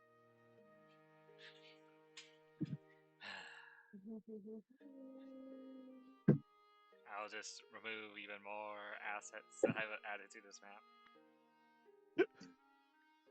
See, I'm making it easier for your computer. Actively creating work for the DM. Hey. Yes. Hey, the stream itself is on my PC. On my laptop, I'm controlling everything behind the scenes. Yeah, I mean, I'm watching. Because I found out that you reveal things if you Yeah, stream from the thing you're playing from. yeah. So I stopped. So after the first dance of our mission that I had recorded, I was like, oh, I better find a way to do this, and found out, oh, I can just control everything on my laptop and stream the game on my PC. I just need to move the camera around.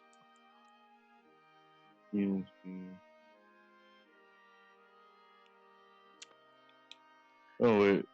Oh, I I just do love realized I was at the 419. top of the thing. You know, I would ask, okay, who has the highest dex mod? But then I realized it doesn't matter. You're all going first, regardless.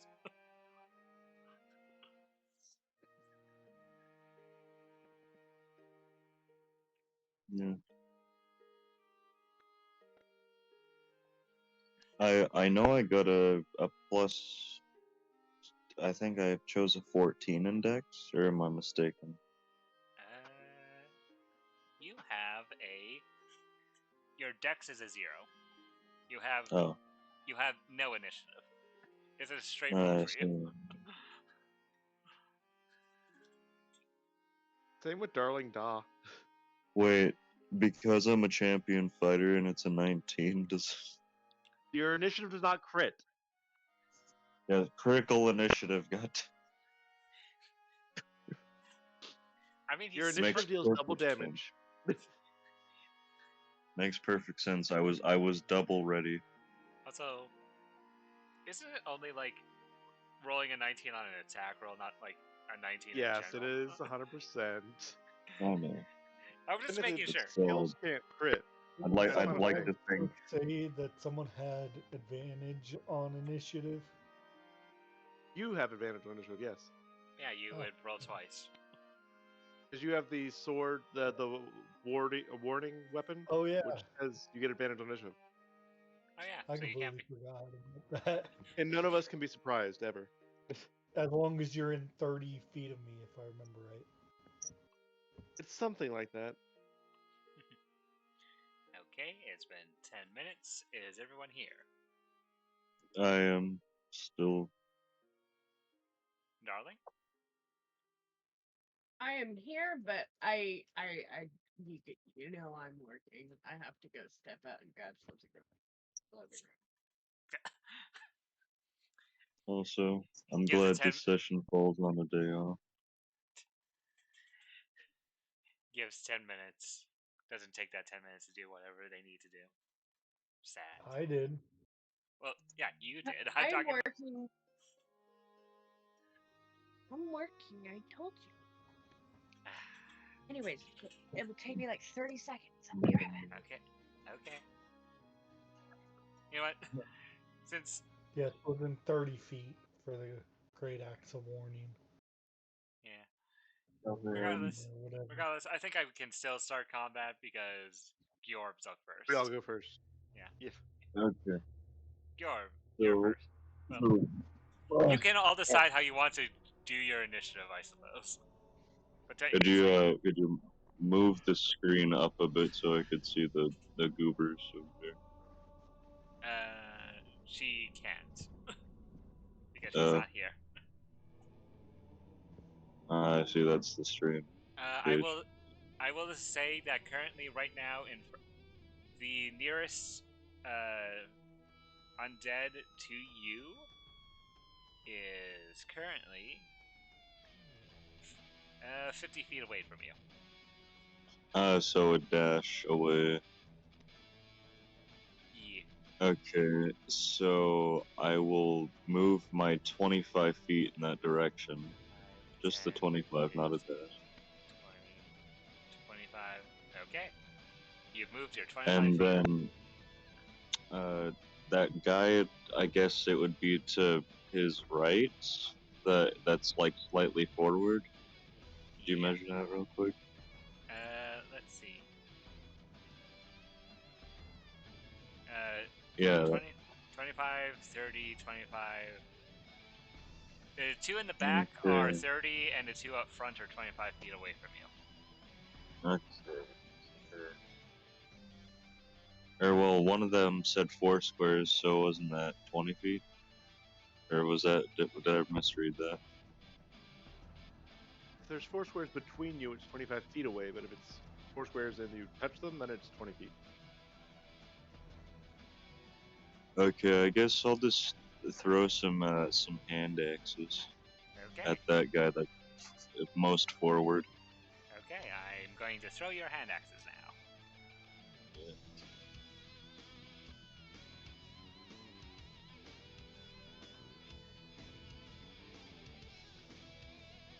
Missing on that one. I see. And the hand axe just ricochets and slaps me in the face. And hitting on 22?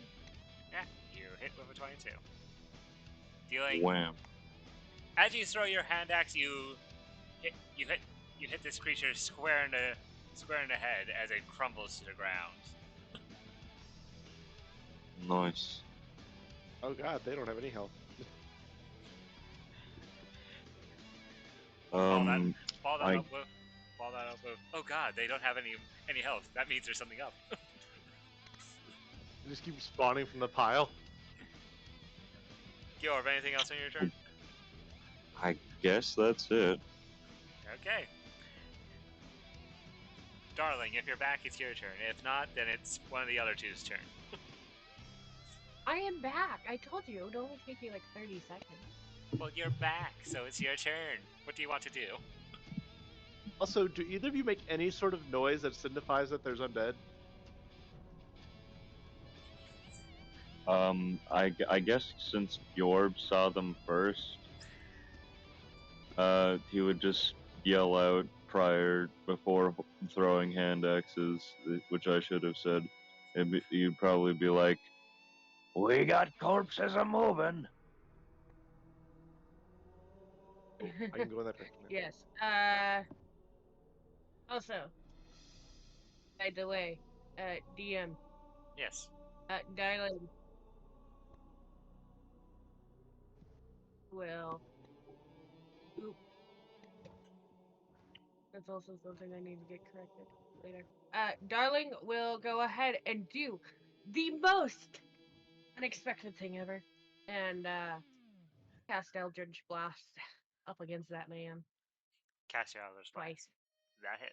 Wait, does that hit? Yep, that just hits. The 11 just hits.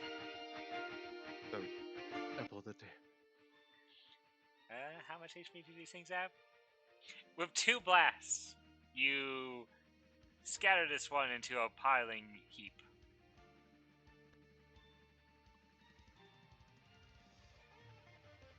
Nice. As your hopes and dreams are seen across the valley. I really need to get more appropriate music for this. Nah, you got this. I end my turn. Whiskers, it's your turn. You heard, Okay. off in the distance, you heard Gyorb shout that there's bodies a-moving. 5, 10, 15, 20, 25, 30, 35, 40, 45, 50. Dash action. 5, 10, 15, 20, 25, 30. Stand in front of Squishy Vampire. Haha. Squishy vampire that has more HP than you. I'm not Yes. that squishy. I just got Squishy. Squishy. Just got critical hits.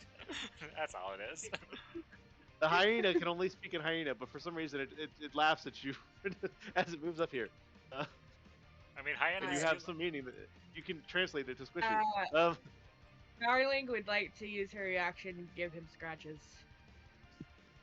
You give scritches to the creature, to the hyena.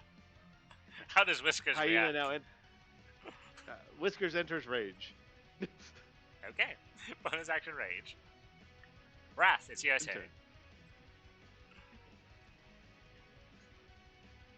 Ow.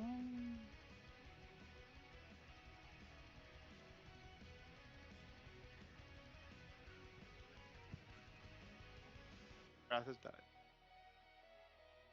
And then I'll bonus action dash, I guess. Bonus action that what? Or action dash. I was about to say, you're not a rogue. What are you talking about? They're secretly an arcane trickster. They were here all along. I'm used to Disguise. playing rogue. Fair Because that enough. is my main. That is my main class. Okay, And action that'll be dash. my turn. Okay. It is now. That one is currently. Just let me get the 2 that are. Okay. This one. He's going to slowly wander up. 2, 5, 10, 15. He slowly wanders up to you, Yorv, and he's going to swing with his club. I was in the front. Bouncing harmlessly off your armor with his club as you all hear a loud ding.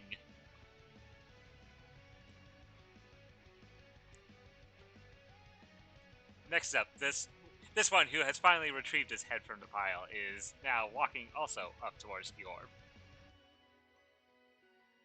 No. Well, actually, no. He has 2. I'm going to roll a d2 and to see which one he's going to go after. Go over the ghost. Or me. Oh, he's going after the ghost. Going ghost. Can he? Can this do? Can this one actually do what the other one couldn't? No. God! I swear, nothing can hit this ghost. But I assumed them to be. at the top of the turn order, you see as how many spawn? You see one more body come out of the pile.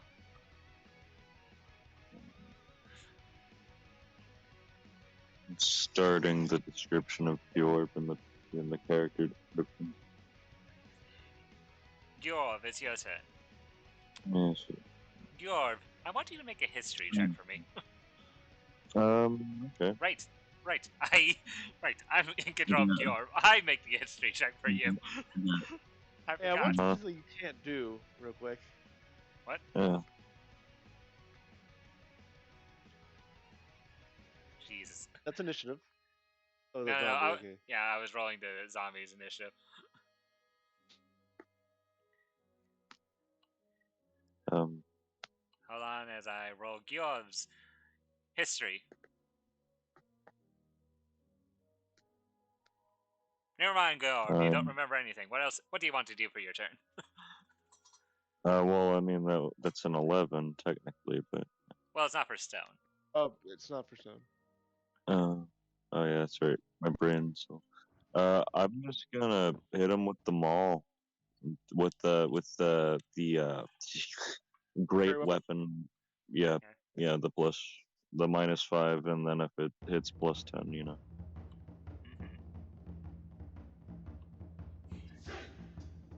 Hey, not Warren- music.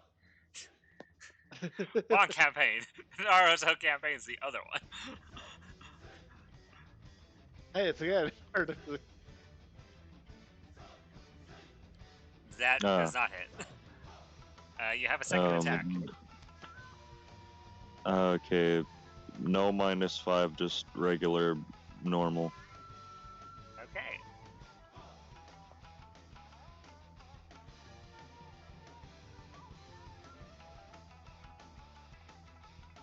That hits. Which one are you attacking? The one right in front of me. Okay. You crush it into a pile of rubble. And because that dropped him to 0, that's another attack, correct? As a bonus action, you may make an attack as. Oh. Yeah. Yeah. But you still have your bonus action, so you can make it. Yeah, so then I hit the other guy with the same maneuver. Okay. I will swing your maul. That hits. It in fact was the same maneuver. It was. It in fact was the same. Deja vu. As The this one damage also, dice were different. It was 2-4 instead of 1-5. So. as this one also crumbles to a heap. And Darling. that's the. Oh, did you want to do any movements, Gyorb?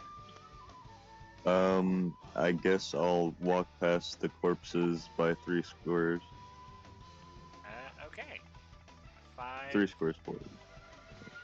You find that walking through the spaces, it counts as difficult terrain, so 5, 10, 15, 20, 25. You can still make it up to him though. But Yeah. you have learned something this day. Darling, it's now your turn. Yes, Darling walks over here, right here, pulls out her flail, and goes ham. Will you go ham? I'm hoping it misses again with like an 8. No ill will, it should be funny. That hits. Aw. Yes, these are undead, yes? Yep. Yeah. They are definitely undead. Amazing. Oh, that doesn't seem fair. 1 damage dice. 3 points. 3 points of bludgeoning damage as you do not but it's bloodied from that one attack. It is now dead. It is dead. As I smite Oh, is it. that some feature of one of your classes? Well, she's smiting. Or just smite? Oh, okay. I am a paladin and a warlock. Oh yeah. I just didn't know you were smiting. I was just like, oh. Okay. As you kill it, you still see that the swarming mass of bodies is still moving a little. What do you do, darling?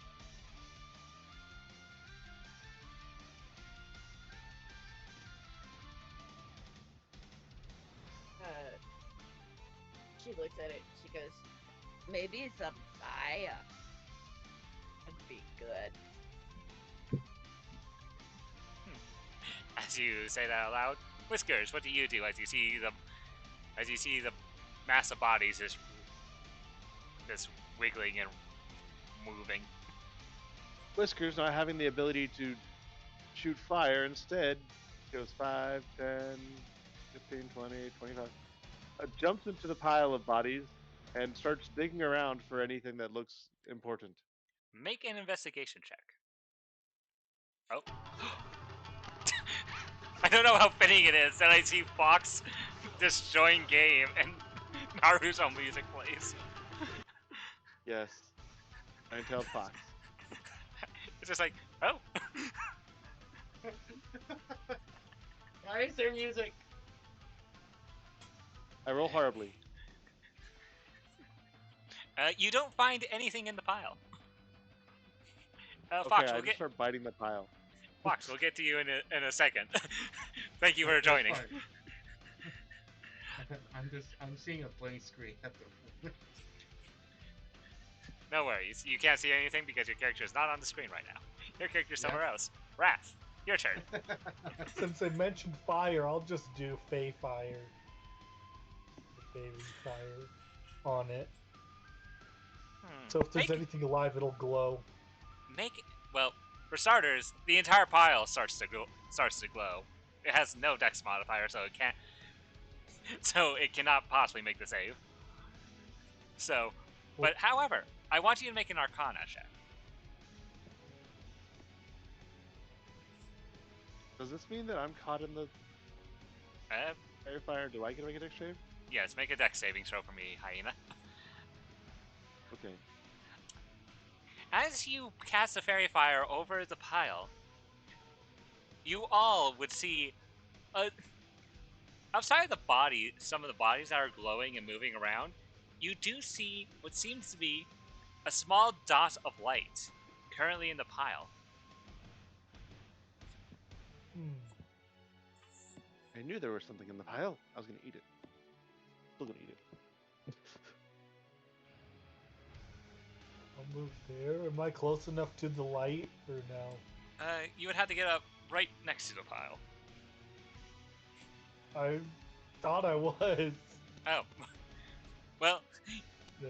I suppose you are. Yes, you are right up close to where it would be. Can I dig for it? Yes.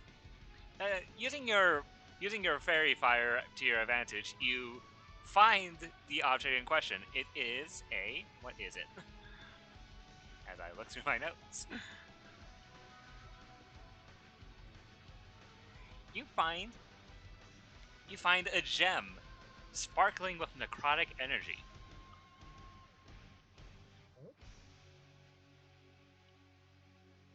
Alright. I'll put it in my backpack. Okay. Anything else on your turn? That is it.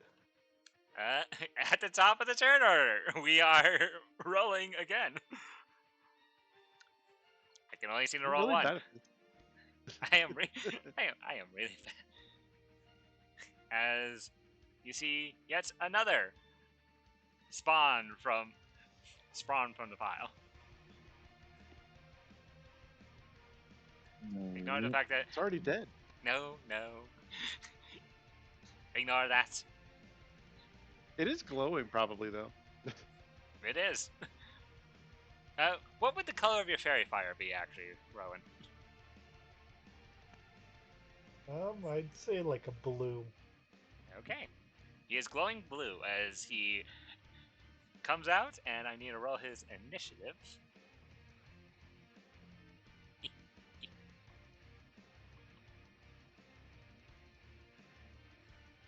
3.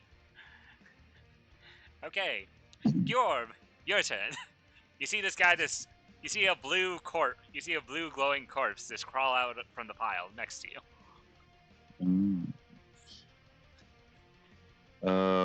Well, I immediately just try to hit him with my maul. Okay. The -5 variant. Yeah, At the -5? Okay. Yeah. That hits. Alright, get that +10 on there and let's see the damage. You have decimated this creature. Yes. And I move forward to the pile and then attempt to hit the pile with my maul to see if that does anything. You hit the pile and crush a couple corpses. I will allow you. Well, I guess I'm going to be making it for you, but do you wish to make another history check? Sure.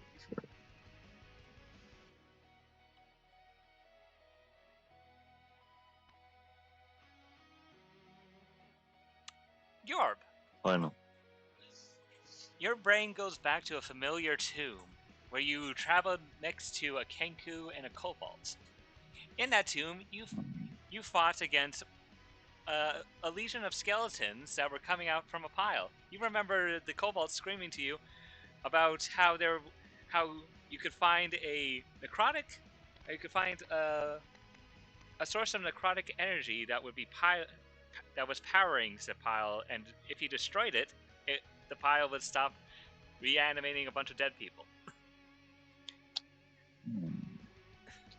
I turn to the ghostly elf, if I'm correct, to picked up the gem, correct?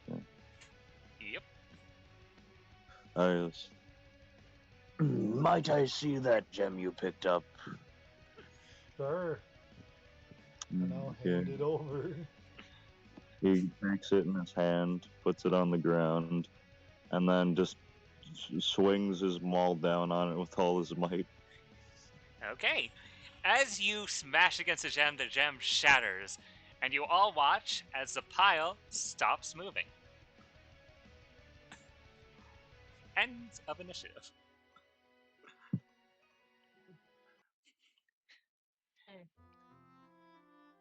It's that's interesting.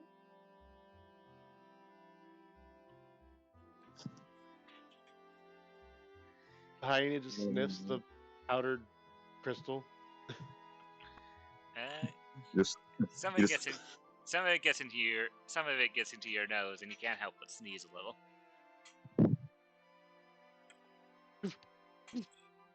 snorting necrotic gem dust.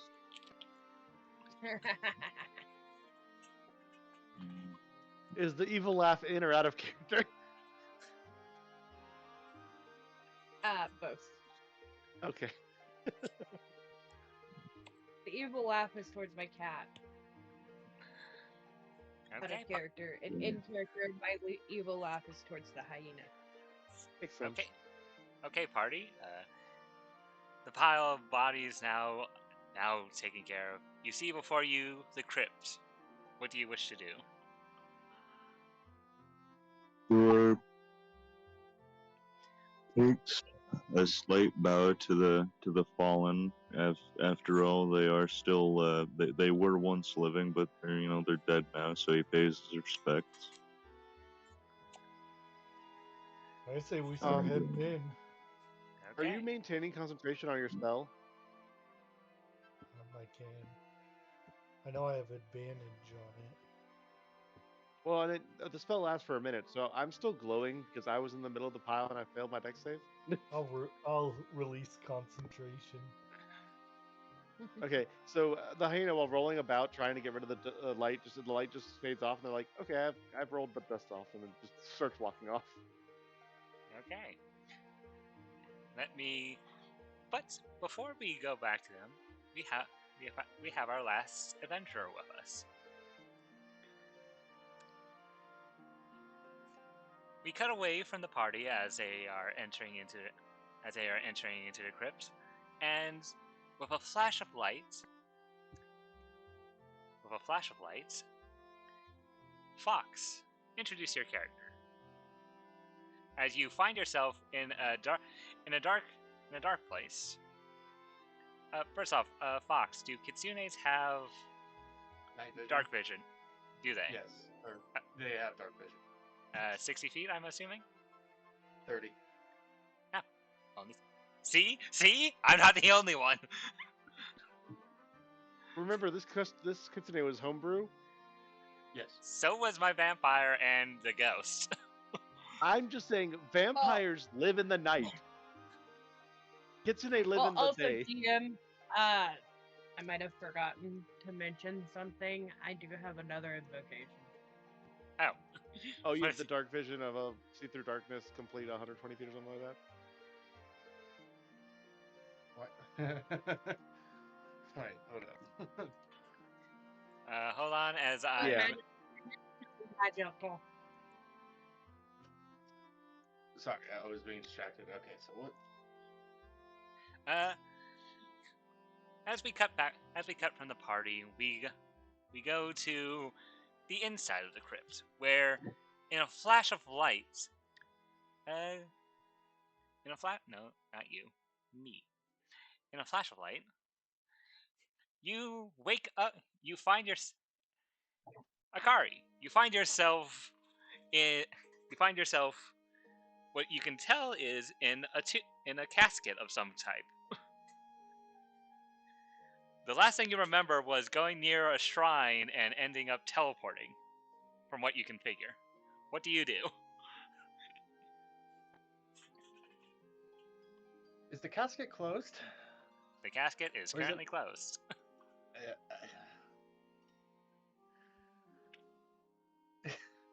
Is there a skeleton in this casket? There is no dead bodies in this casket. The only body in here is yours. Alright. My character looks around in utter confusion as he finds himself in a rectangular box made out of stone. And he feels around. And he tries to push the top open. As you slightly nudge at the top, it comes off rather easily. You find yourself in, as you push off the top, you find yourself in a smallish room, cobblestone walls and a cobblestone floor before you. In front of you, you can see more coffins. Okay.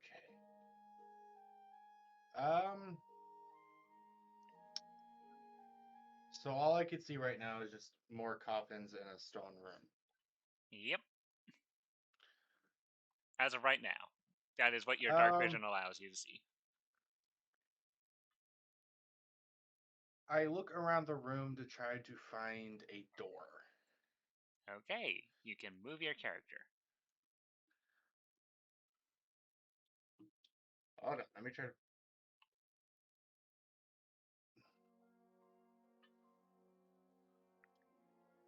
You find a door, along with 3 more caskets.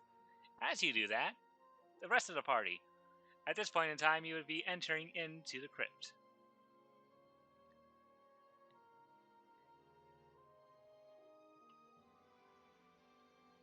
For the sake of simplicity, I shall be controlling Dior.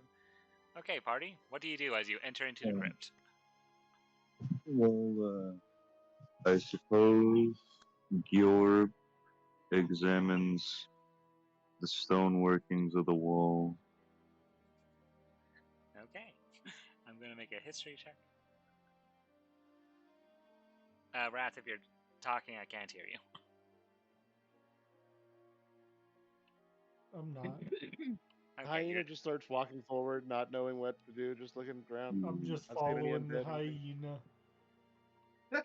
I got 22 yes. plus 4.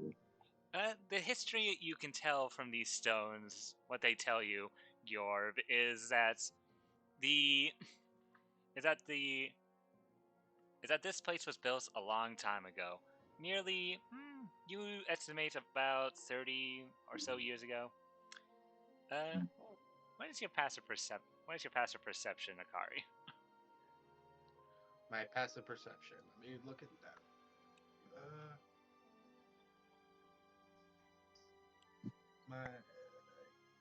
Gotta look. Hold on. I've not played with Roll20 before, so I'm looking. It should be on the leftmost Um, side of your character sheet, right above like proficiencies in languages and Proficiencies. stuff. Okay. What type of doors are in this hallway?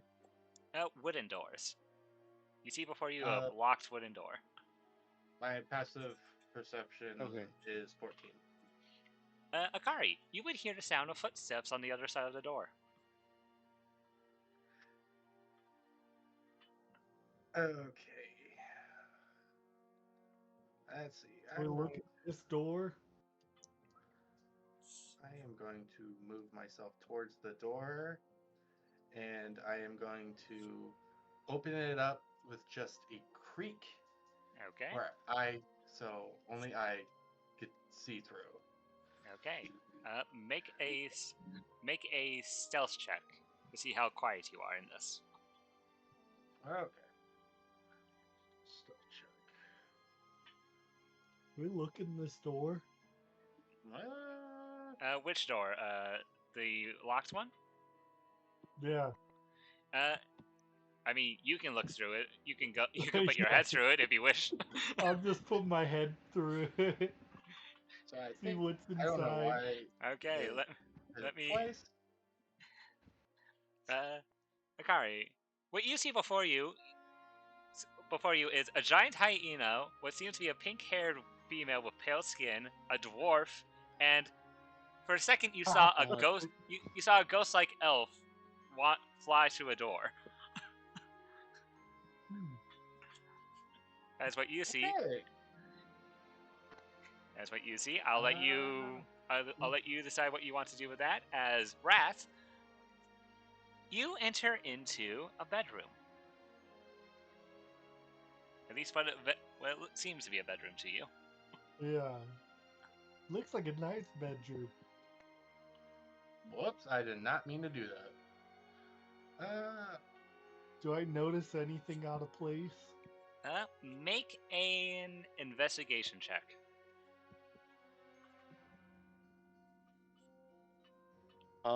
Nope. Not to step on anyone's actions, but I would attempt to go to the next door and see if it was locked too. You would find that it's not locked. In fact, Hyena, as you are here, you see that it is slightly open. Okay, hyena pushes door. Okay, you open the door, and unfortunately, stealth doesn't really, unless you're invisible, stealth doesn't really help you, Akari. As you see this, as you see this hyena walk right in, right next to you. Hyena, you see. Actually, Akari, describe your character to us. Let me get my character sheet out so I can read it out. Oh, another Alright. thing. I will say, Wrath, while you were in there, you did see photos next to the bed on cabinets and stuff that showed Paul Deadman and his wife, you assume, in the pictures. All Wait, right. was it the Deadman's wife or was it the other guy's wife, Pennycock's wife? No, it was I Deadman's. Okay. The one that we're My supposed mind to was find his Penny. wife, too. Yeah. Okay, Akari, go. You may now describe your character to us. So Akari is a fox-like humanoid. He is black-furred, and he has two tails, but currently those tails are being hidden, so those are not being shown.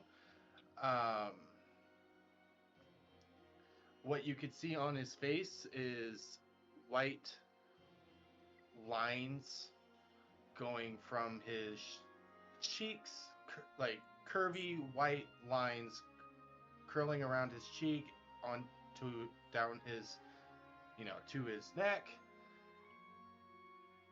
and he has cyan eyes.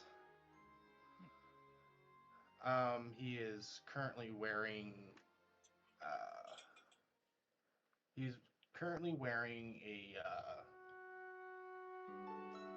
a vest that is to the shape of his body. He's wearing he's also wearing trousers that have earthly tones to them. He's also wearing a hood with patterns on it and currently wearing a mask. Hyena Whiskers, this is what you see as you enter into the room. So a character wearing a mask, and I can't tell if they're alive or dead. Uh, I mean, that's up to you undead? to this. Oh, Because yeah, I'm undead. standing. Technically. What's the difference between dead and undead? Actually, you would just be able to. If you wanted to, I would allow you to make a smell roll to see. Okay, I'll make a perception check with my nose. Perception. There you go. Do hyenas get? Hyenas I don't get have any keen bonus. smell? Oh. Nah, they just have regular smell.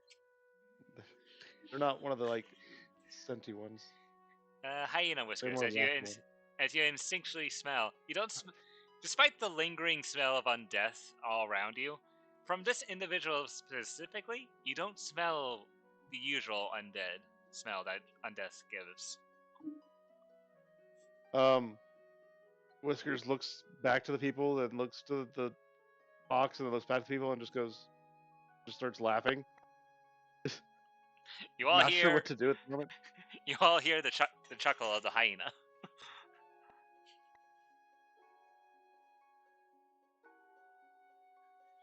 Party, what are you doing? Hey, Mozart, if you let him out of this cage, let me know so I can get Mozart. Okay, don't let the fox out of the cage. Got it. Box the door. This hyena somehow has lockpicks and has locked the door. No, just stands in front of the door. You can't get out through a hyena. Akari, you see this giant hyena who has now taken notice of you. What do you do? Let's see here.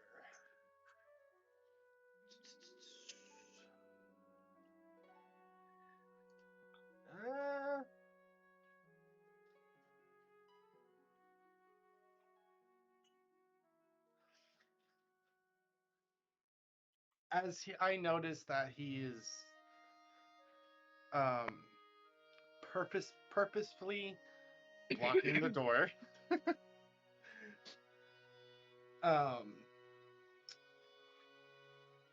As he is worried about the locations he doesn't know where he is.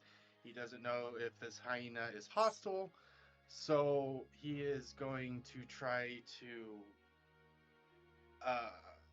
cast a spell of telekinetic trip, whatever, can't say it, on the hyena to try to make the hyena prone so he can try to get past it.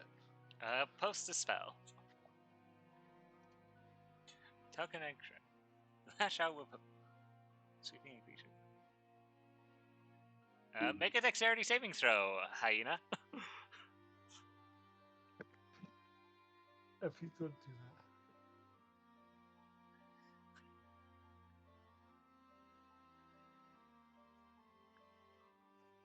Okay, at advantage. Wait. Oh, damn. Wrong thing. But I think it's the same. Is it the same? If not, then roll again. Even better. It doesn't matter.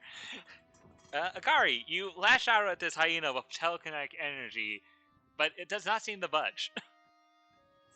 Okay. Hyena, you felt a small force hit you. I also saw the verbal and somatic components of someone casting a spell, right? Attacking at me. Basically, yes. Oh no. I really want to do something different, but this person has literally attacked me.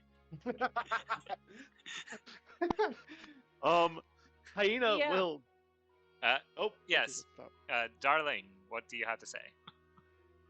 Darling reaches into her bag and pulls out a pack of beef jerky. Hyena. Is he conflicted? Hyena, it's up to you. Just, What do you do? Do you go to the bag of well, beef what jerky? does she do with the beef jerky is my question first. She's holding it out towards the hyena.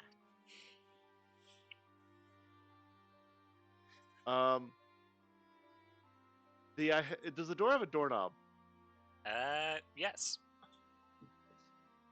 Grabbing the doorknob with its mouth, it shuts the door and then walks over to to get the turkey. Akari, you just see this. You just saw this hyena just shut the door in your face. I still want to do, but I don't have the material component. Okay, so Akari is a little confused at this action. He checks the door to. Well, of course, I don't think the hyena locked it.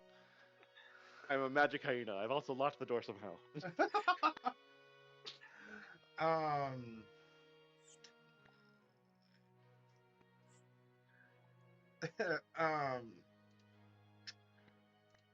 Let's see here. Let's see what I can do with my cantrips. I know I can do some stuff. I have a spell I wanted to use on him, but I can't. Because I don't have the material component. Does it have a price? It does, but I don't have 100 gold. Ah. Is it identify or something? No. Okay. Power word Neil. Oh God! You're using the weird spells. Oh God! They have No, yeah. it's just bad. It is worse command. No, I could make him kneel. Okay. Command can also make people fall prone. It's a first level spell. No, this one's a second level. Which makes it Which bad. is why it's worse. Yeah. Regardless, Okay. Alright, so as I was looking through the door, I saw what was around. I saw that it was a hallway. And I am going to cast another cantrip of mine. Okay. Called Minor Illusion. Okay. And I am going to try and get these people away from me so I can get through this door. I am going to cast a Minor Illusion, and I'm going to cast a scream of what I pursued down the hallway. Let's see here. It's kind of hard to see. Within, I'm going to guess here. This is 30 range. Next to, in front of the other door, where it makes it sound like it's coming through that door. Party. You all hear a muffled scream come through the door behind you. Good thing I already know there's nothing in that room. Yeah, you know that. I do. Charges the door. I'm just going to keep watching. Hyena, you charge at the door. I want you to make... If you're actually attempting to break down the door, I need you to make a strength check. Okay. I think Hyena has some strength. Oh. I think...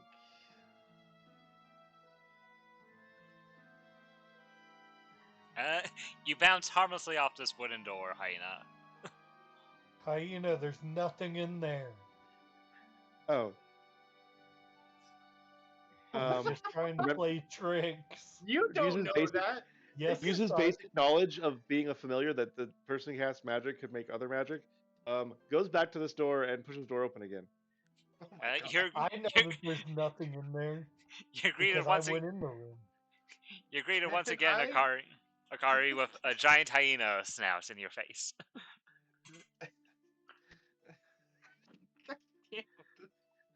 That was a nice trick you tried there. Time goes into the room. You hear the ghosts talk to you, Akari. Huh? You hear the ghosts talk to you, Akari. I said that was a nice trick you tried there.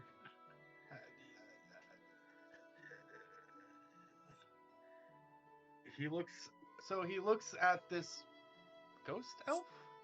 Yep. Yeah. He looks at this ghost elf and trying to hide what he was trying to do, looks at him with a tilted head to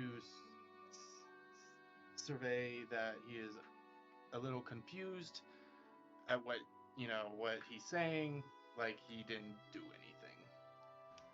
I know you tried casting an illusion, because I was already in that room, and it's an empty bedroom. There could have been a ghost under the bed. You don't know. That is not in character. Okay, I was going to say the ghost would probably know if there was a ghost in the room. My ghost senses are Technically, tingling. there was a ghost in the room. Technically, there was a ghost in the room.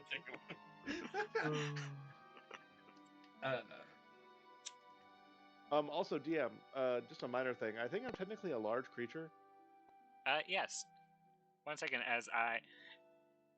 Because I can't actually go in this room. Well, you can still squeeze your way in, but yeah, technically speaking, you're. Nope. Hold on. I have to be more menacing looking. There we go. Yeah, you're the. This is the actual size of the hyena. How the hell can he fit through the door? Now I'm not. Now I'm just like glowering at you from outside the door menacingly. You see a giant, much larger than you first saw it, hyena in front of you. Georb and Darling, do you do anything while this is happening? Hyena sort of looks at them, looking just like pretty much going kill or not kill. Not yet. Darling will walk over to. Yorb is just kind of chilling with everybody right now. He's relaxing. Darling will pat the hyena and ask, be like, "Can I go in?" Okay. She walks in. She goes. She looks up and down at the man. Man. Quotation marks. She's trying Mass to figure. notice if he is an undead or not. Looking him up and down is kind of hard to tell, considering he's masked. You do see bits of fur poking out of him, but that's about it. He does also have fingerless gloves, so if you looked at his hands, you could tell. Usually, undead would have rotten fingers. Assumably. Assumably. Assumedly, but Darling is undead, and she doesn't have a rotting body, so.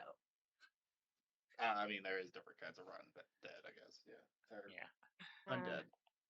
She looks up and down, glaring at him, waiting for him to talk.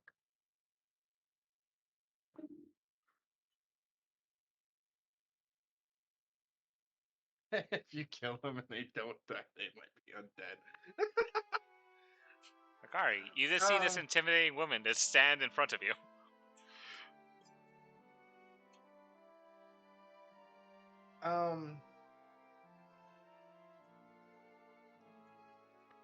So as I have so many cantrips, let me tell you.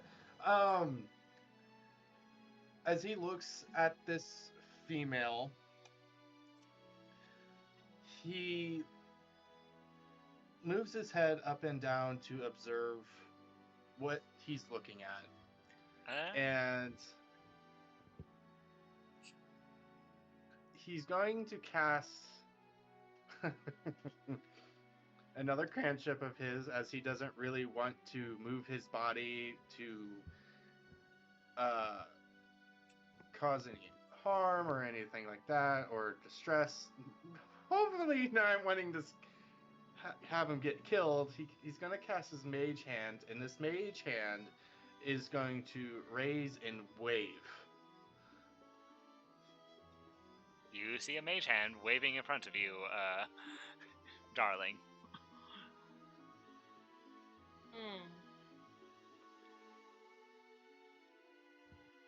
She looks at him, still not talking.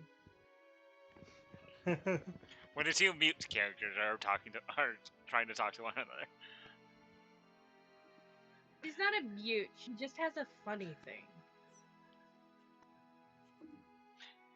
I bite the mage hand. Your teeth go harmlessly through this spectral hand. It's technically a physical object. It's just. It's a spectral Tears. hand. True. Akari, you waved, and Darling has given no indication of caring.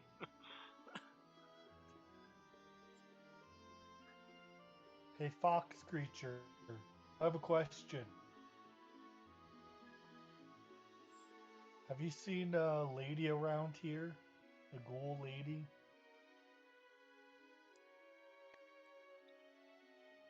He finally speaks, and he says the only woman he saw is the one that's in front of him. Okay. That she looks at you.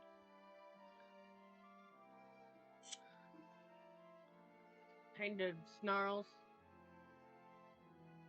Charles in unison.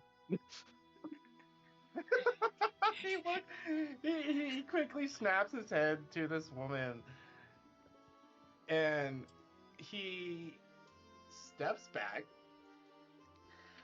and he steps back and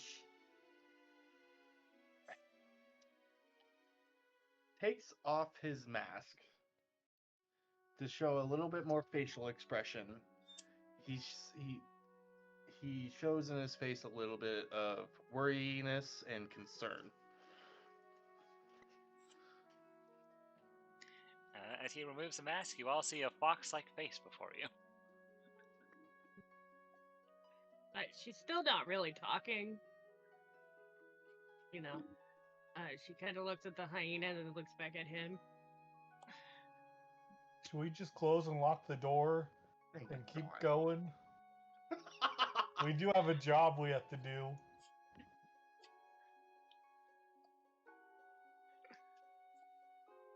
Darling will respond to him and go, nah. I'm trying to figure out if this person's friend or foe, but he's not talking to me. She looks back at him. So Akari speaks up and says he was noticing that nothing is really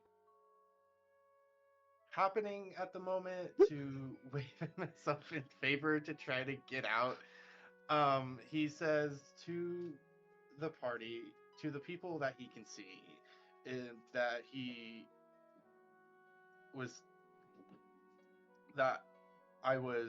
I appeared here inside of a casket. I don't know what this place is. I just want out. I understand completely. I woke up in the casket one night and didn't know where I was either. Okay. Hyena nods, understanding that they are undead now. I nod, and she kind of walks over and just kind of like turns her head and sniffs his neck and goes, "No, he's alive. He has heart."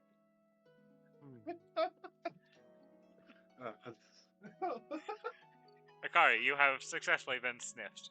What do you do?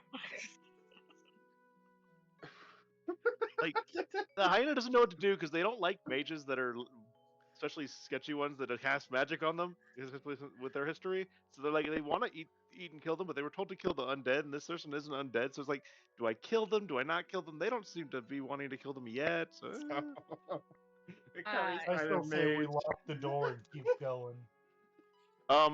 with that statement, they Darling, will allow the people to exit.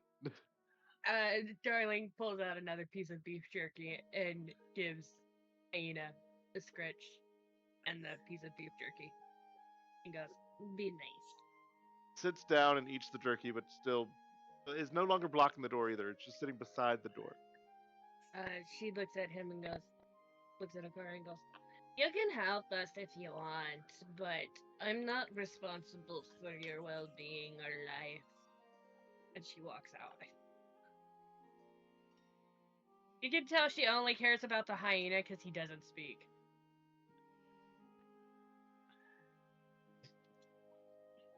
I know. I love that I'm unintentionally making you seem like a ranger. More so than the actual ranger.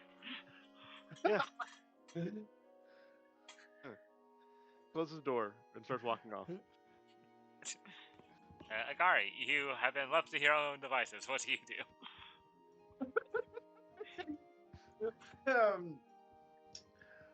I look around the room for a.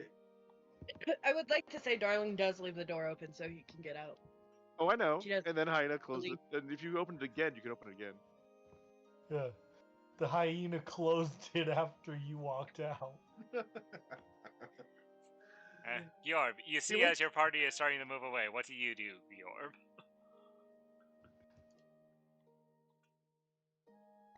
Yorb? Ren, are you still with us? I thought them believe green, but I didn't hear anything. If you're saying something, we can't hear you.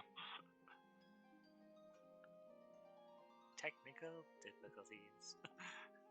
So while we're waiting on him, Yeah. I rush out the door. Okay.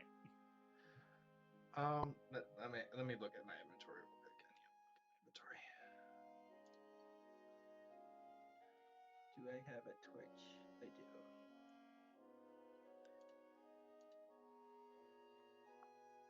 I just love all of us can still see him. I can't because of my angle, but I sit down when I can see him. I pull out my torch. Hold on.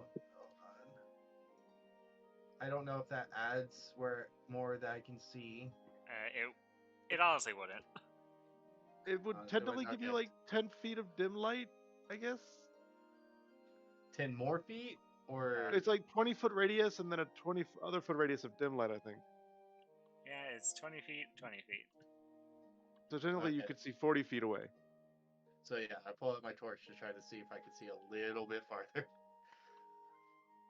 Okay. Awesome. And I look towards the people that I could barely see, and I say, "Wait, let me come with you.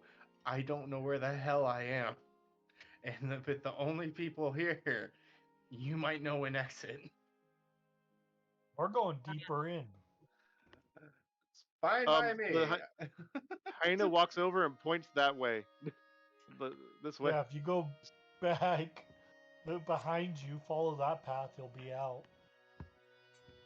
I mean, but you know, if he joins us, we could We have to probably split the money with him.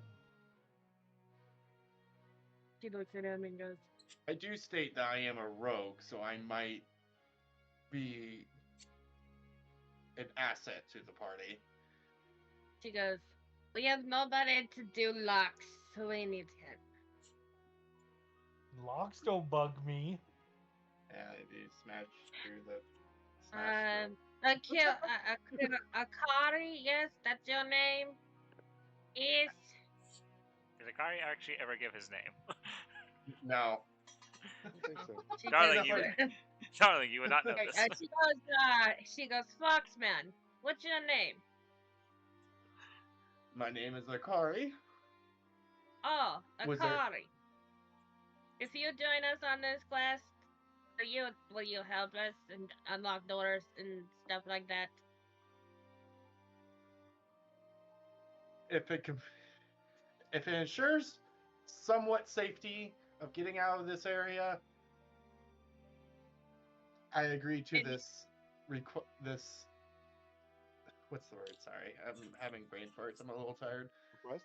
Request? Yeah, request. I mean, we do have a cleric, a druid, and a paladin. But I'm not really a healer, but I can protect you in ways that some others can't, I guess.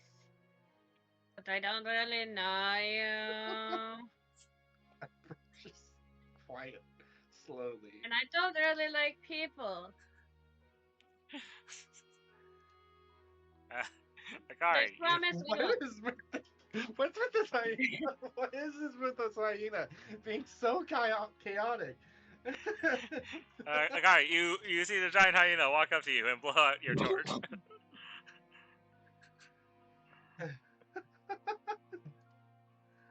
All right. Whoopsie, did not mean to do that. Lights fill the area. Yeah. They do cast it. I didn't mean to cast. I didn't mean to click it. I meant to see the information. Let's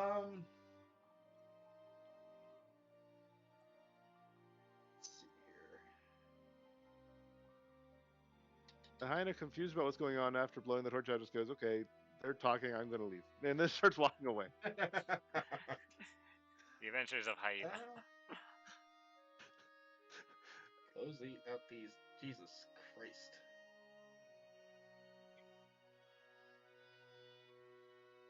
As this hyena is being a little chaotic and noticing that lighting this torch is a lost cause, he is going to at least illuminate some more area for a few minutes and cast dancing lights. Okay, let me... I'm gonna have to... Nah, let me see, what does dancing lights do? You create 4 torches that pretty much that float in the air or wherever you want, or you can make them into one person. Yeah, I'm creating the This 4. glowing light. Pretty much, as wherever they want to see within 120 feet, they can see. Oh. But it'll also give off light. Then I'll just give you 120 feet of dark vision. That just makes my job easier. It's really only relevant if something else That works. light. It's not exactly how that works, but it's sort of relevant. It just the other people would be able to see you moving the lights out, but that's pretty much the only thing that would make it negative. But I see another door, so I'm gonna go open the door. I see also undead now. Hold on. Stop when, right here when I would see the undead. Right here I'd see undead, so I'd probably stop here for your initiative. Yes, Hyena Whiskers, as you're walking forward, you see out of the corner of your eye the bits of an undead. Okay, is it wearing a dress? No. You To see... combat! Okay, so you just rush in? Wait, nope. No, let me hear what I see first, and then I'll rush in. You see a soldier-looking individual with a long spear. Technically, we're told to kill the unintelligent undead, right? We don't know that there are other undead in here. Okay, so the hyena's just going to keep walking past it and not pay them any mind until they do something. Well, as they see you, roll initiative. Okay. See, I'm not going to get a surprise round because it doesn't make in-character sense. You wouldn't have gotten surprised anyways. I mean, I wouldn't get I wouldn't try to jump them. I wouldn't try to do that. Is what I'm saying. Akari, they don't know. Any of these people could be the woman. Akari, how we do initiative? Select your character token and then click initiative. Okay, you're probably going to be going first. Okay.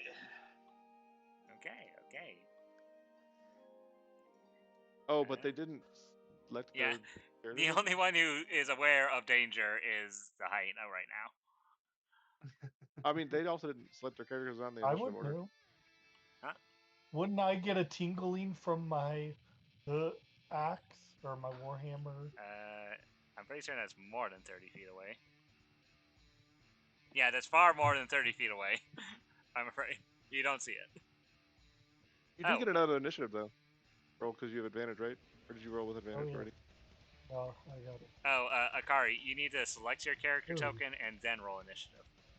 Oh. I think you can keep the 22 if the DM wants you to. It depends on how he rules it. I'll let it go just for my sake. Roll again. Just so then you're actually on the initiative order. 9. Okay. Let me just stick with you. I'll switch it. And then I will reorganize. Okay. Akari, you're up first. You don't know what's going on. You just see the people in front of you.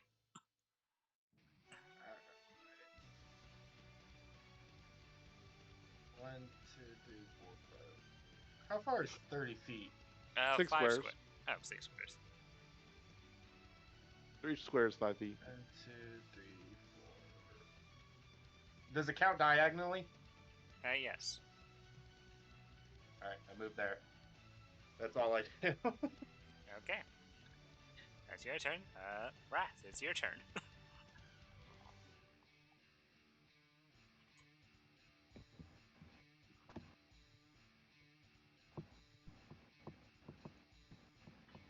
I'll just move there. Okay. Let's see. If I'm not mistaken, now you should be 30. You are now. Yeah.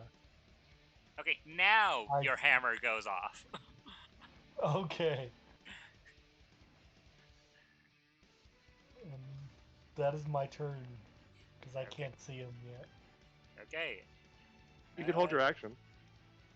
Oh, true. Well, How do just we do this? my I'm turn. so confused. Hmm? How do you pull the arrow, like, to measure? Oh, there's a So in the ruler buttons, feature. there should be one that's measuring tape. Oh, there we go. Yeah. Then you can just do this. Yeah. Okay, cool. Lines Right. everywhere.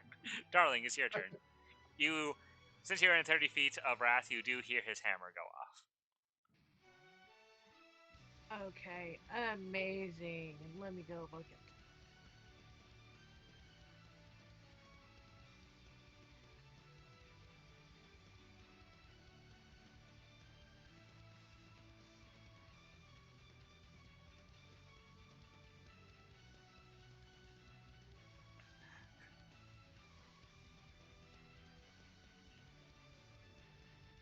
Okay, so first thing she's going to do. Oh Form god. of Grudge. Okay, as a bonus action, she transforms into an undead version. What would your form of dread actually look like, darling? Oh, you know those super like. How do I explain? So, her hair would change from this pink color to a dark, slimy gray as her teeth grow and her skin turns kind of rotting as she just kind of looks around at everybody. You all see her transform into this, scary abomination. With really long nails as she walks over this way. Okay. She can see a corner of a guy. So Okay. she attacks. Okay. Shoot your attack. Oh my And, bad. Are you actually yes.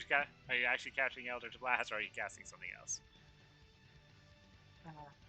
Yeah, I'm going to do the most unexpected thing ever. Those both hit. Amazing.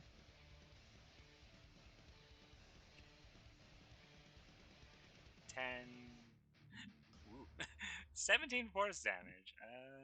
1 second as I pull. And Two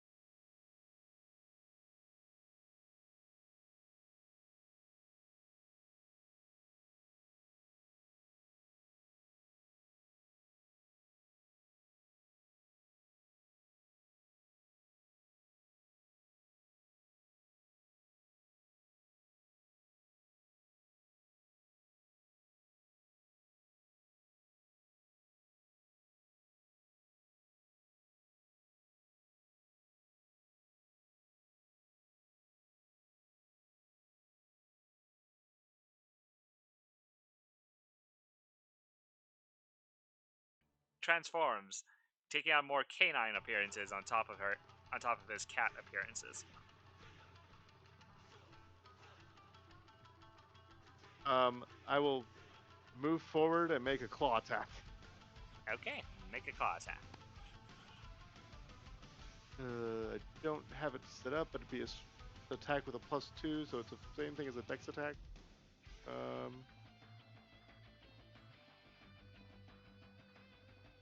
It'd be a d6, so effectively it would be this -1. Well, this -1, I guess. That misses. Yep. So they miss with their claw attack, and move here.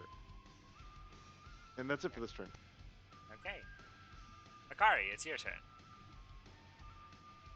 Alright, so I move between everybody And explode. and explode. I'll just, like, fireball. No, I'm just kidding. Silent image to make a dome around them, make it look like there's a wall here, and they just all attack me.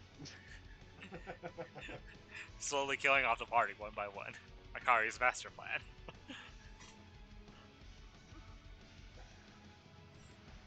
So, I am going to cast Ice Daggers. Oh, that's Ice Knife, not Ice Daggers. Nope. Okay. Ignore that. Is Ice Dagger's a second level version? Yep, first level. There we go. This is Ice Daggers. You cast a spell, 3 icicles appear in your hand. Each item has the same properties as the dagger, but 2 has an extra.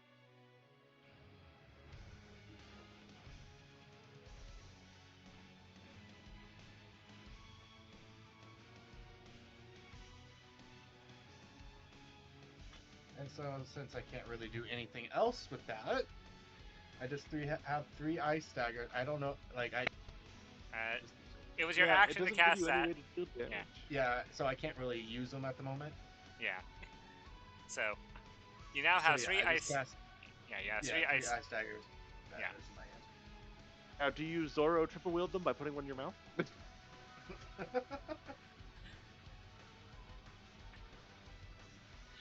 Okay, if that's your turn, Akari, Brass, your turn. Alright.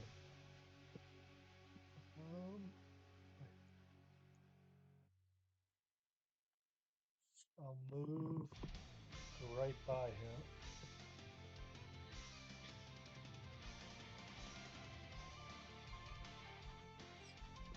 And then, since I'm pretty sure that they have less health than us, I'm going to cast the sleep spell, first level, right here. As you cast a sleep spell, it does nothing to this frightened one. Does it do anything to this one? Nope. It's 20 feet radius. Undead don't Or really the need to extended. sleep, so I think they might be immune to it. Alright. And then, yeah, that's my turn because I can't cast another spell. Okay. Darling, it's your turn. Yes, Darling moves forward.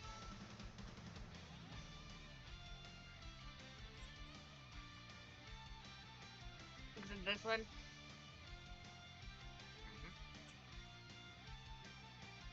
And, he's gonna hit him.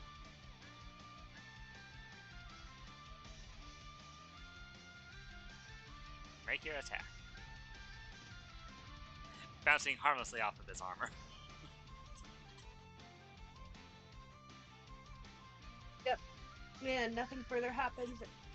And I believe my luck. At my drop. That one is no longer frightened. It's until the end of her next turn. Yes. Shaking No off longer his frightened. shaking off his frightening, you 5, 10. Oh, I did get hit. Hold on. Forgot about my temp. Oh, nice. I think it's 10 plus your So level I get in plus Warlock. 12 10.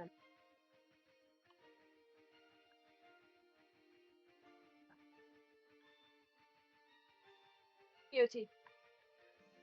Okay. He moves out of your attack range, darling. He does. She attacks.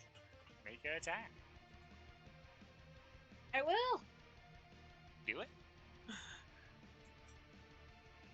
Okay, just double checking. It does not trigger her fear if she hits him. It's only during her turns. That hits. Amazing. 4.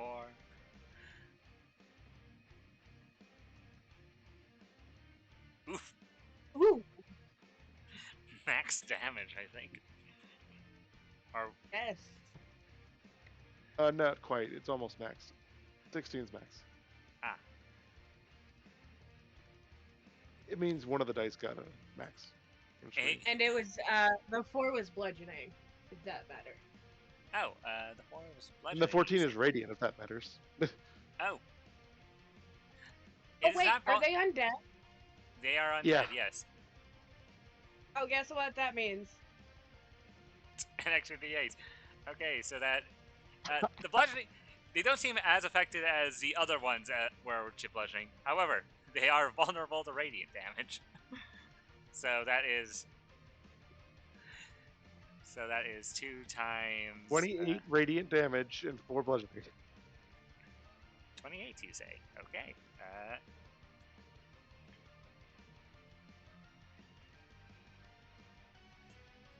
They are. Oof. They are looking on death's door after that one attack, thinking they were smart. They take a very hefty hit.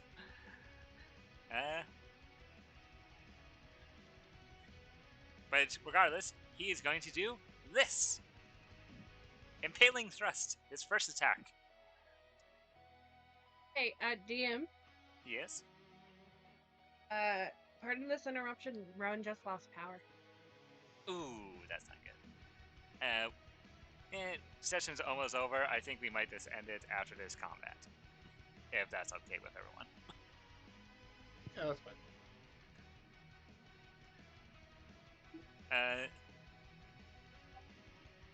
Oh, right, he can't see anything.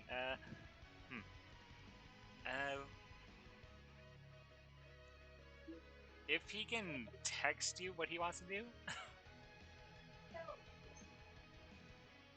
Everyone came back. Or whoever came back. I'm using my phone because I lost power. Yeah. Yeah. No worries. If you can see Kit's stream, you can tell me what to do and I can do it for you. All right. Currently, he's trying to impale us. Yes. Not you, but. Oof. Single. So DM, I have an interesting series of interactions. Yes. He obviously will hit me first, right? Yep. Okay, in response, I activate this. Where is it? I have it over. Aha. There. No, but you gotta know why it's ripped up.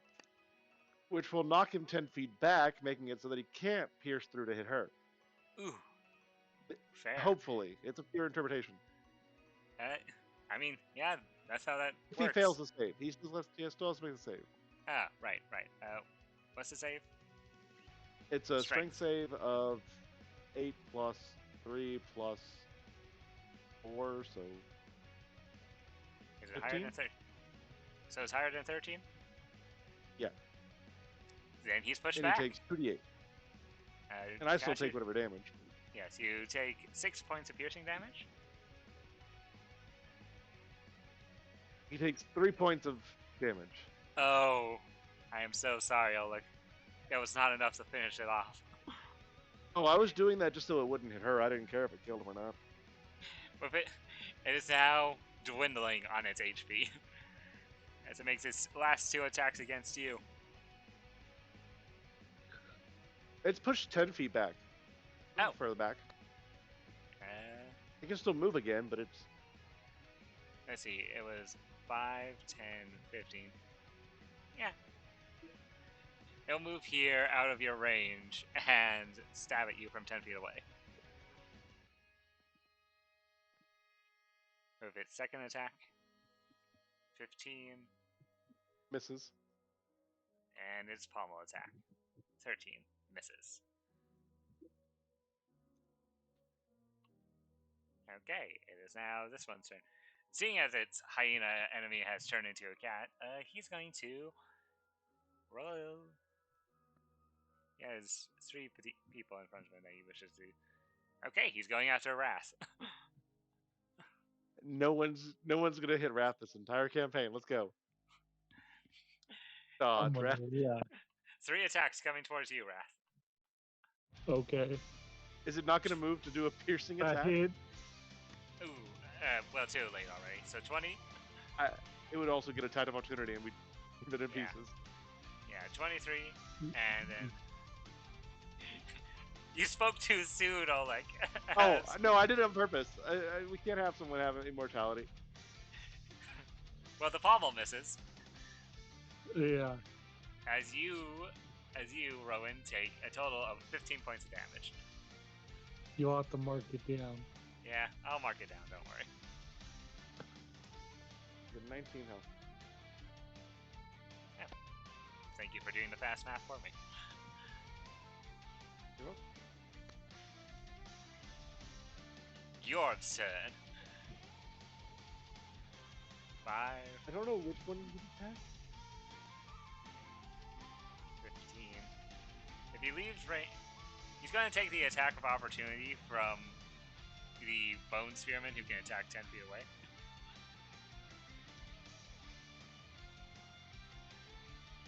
I mean, technically, isn't he still within range of the Bone Spearman? Oh, right. Oh, right. Never mind. He is. Yorv is going to Unless run they up. have polearm. Wait, no, wait. If they have pommel strikes, they probably have polearm mastery, which means when he enters range, they can attack. He does not actually have Polar Master. Okay, cool. That is just a natural ability of his to be able to attack with his Okay. pommel. Yorb, moving his movement, is going to smash at this thing with a maul. I'm not going to use Hopefully break. not taking the -5. I'm not going to make it. Oh God. Misses. Attack. That one hits. There we go. As, regardless of what the damage was, but just for funsies. 12. As this one hit point individual is now knocked into a pile of bones.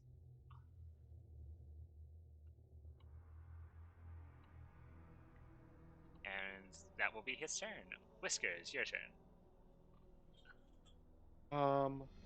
Seeing as the claws aren't working, they will cast bonus action. Do I want to do that? Yeah, I'll do it. Bonus action Shillelagh. Oh. And proceed to beat this person to death with a stick. Okay. I don't have the attack set up, so the attack is +1 damage and +1 to hit. This. That hits.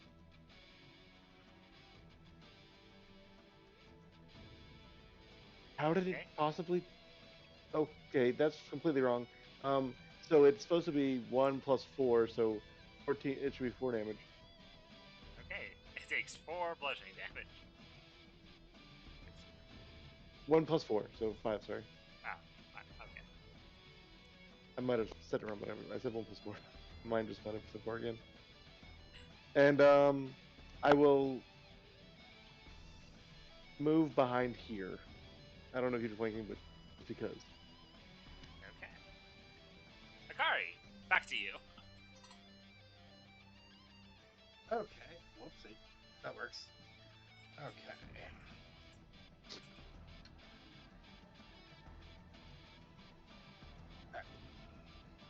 Why are you drawing line to me? You're gonna kill me.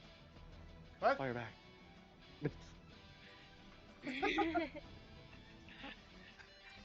You moved to where I was going to move, to be honest, where I was planning to move.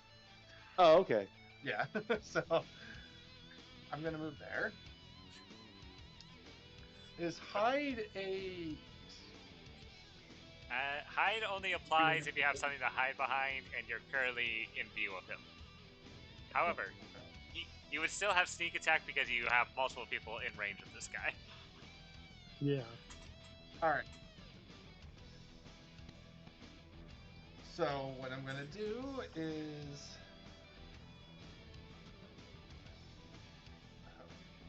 Sorry, I'm still learning roll 20. Let's see here. I'm going to.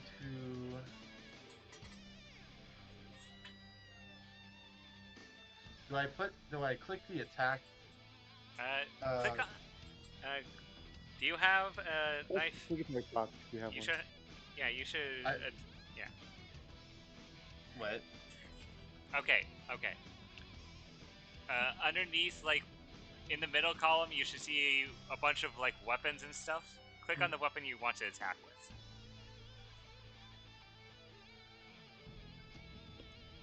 Okay, well, you're attacking with a knife. Yeah, the ice daggers that I have, icicle daggers I have. Okay, that would be a normal dagger. Yeah.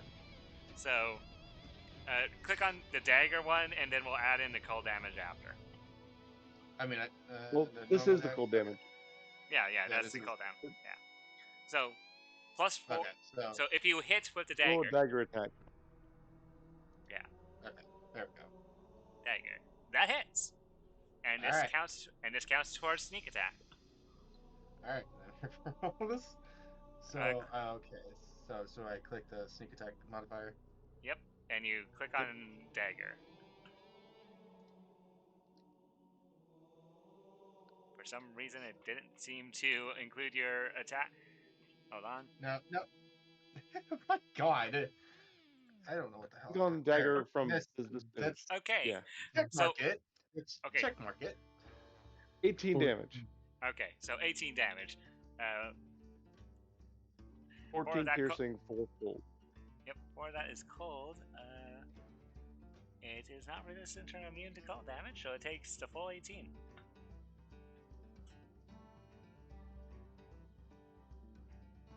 Cool. It is now bloodied from that attack, Akari. Anything else on your turn, Akari?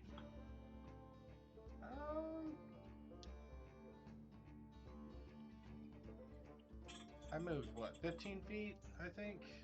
Yep. I'm going to move back. What? Okay. And now in my turn. Okay. Wrath, it's your turn. What do you wish to do? I'm just going to attack him with my warhammer. Okay. Alright. Wrath. There's your character sheet.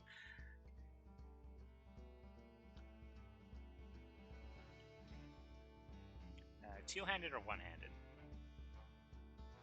Two-handed. Okay. 17. That just hits.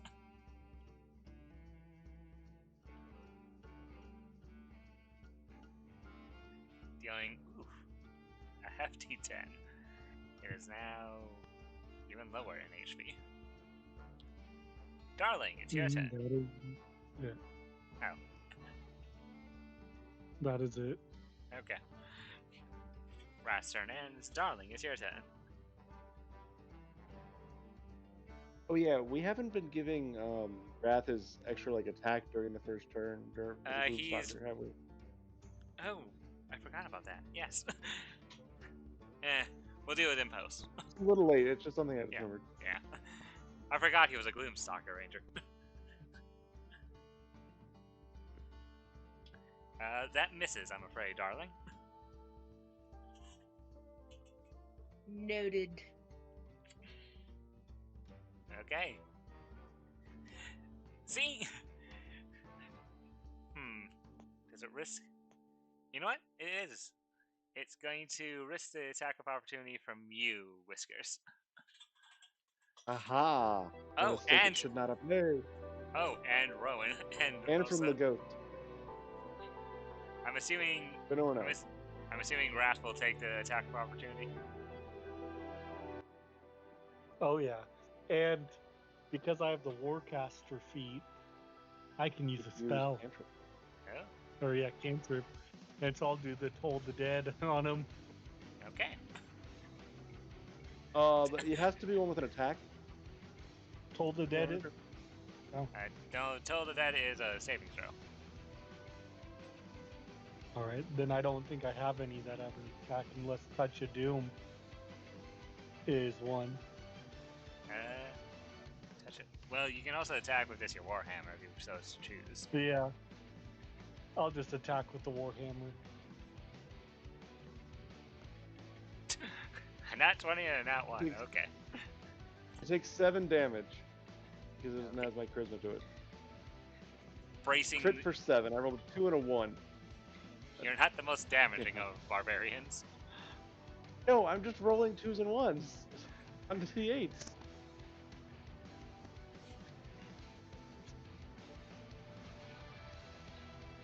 Bracing the attack, he goes in for his 3 attack rounds.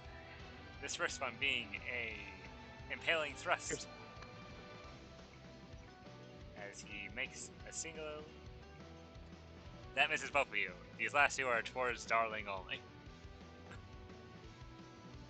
That misses.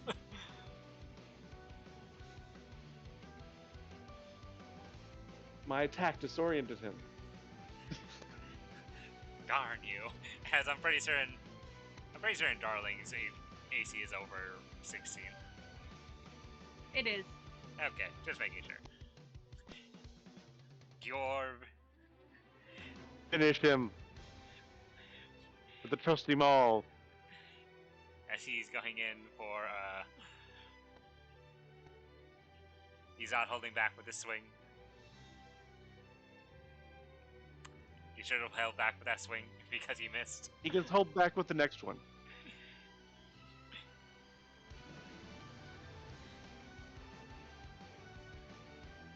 That hits.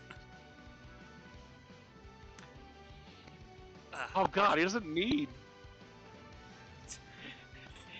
Unfortunately, Gyorb is not here to describe how he ends this thing, but I assume if No, I'm here. I'm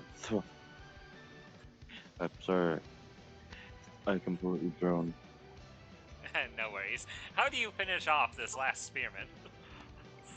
The final spearman, I knock his head off into the air. Like a pitcher hitting a baseball, you... Other way around. I know sports, clearly. You smack his kid head playing off. T-ball. Yes, like a kid playing T-ball. You smack his head off, sending it flying across the room, ending the encounter. And with that, I roll a dexterity check to try to catch the head. do so. Yeah. And since multiple people are dealing with technical difficulties, I think Yeah, that of course. I think that is a good place to call it for today. Yeah, we had every possible technical difficulty. We had power out.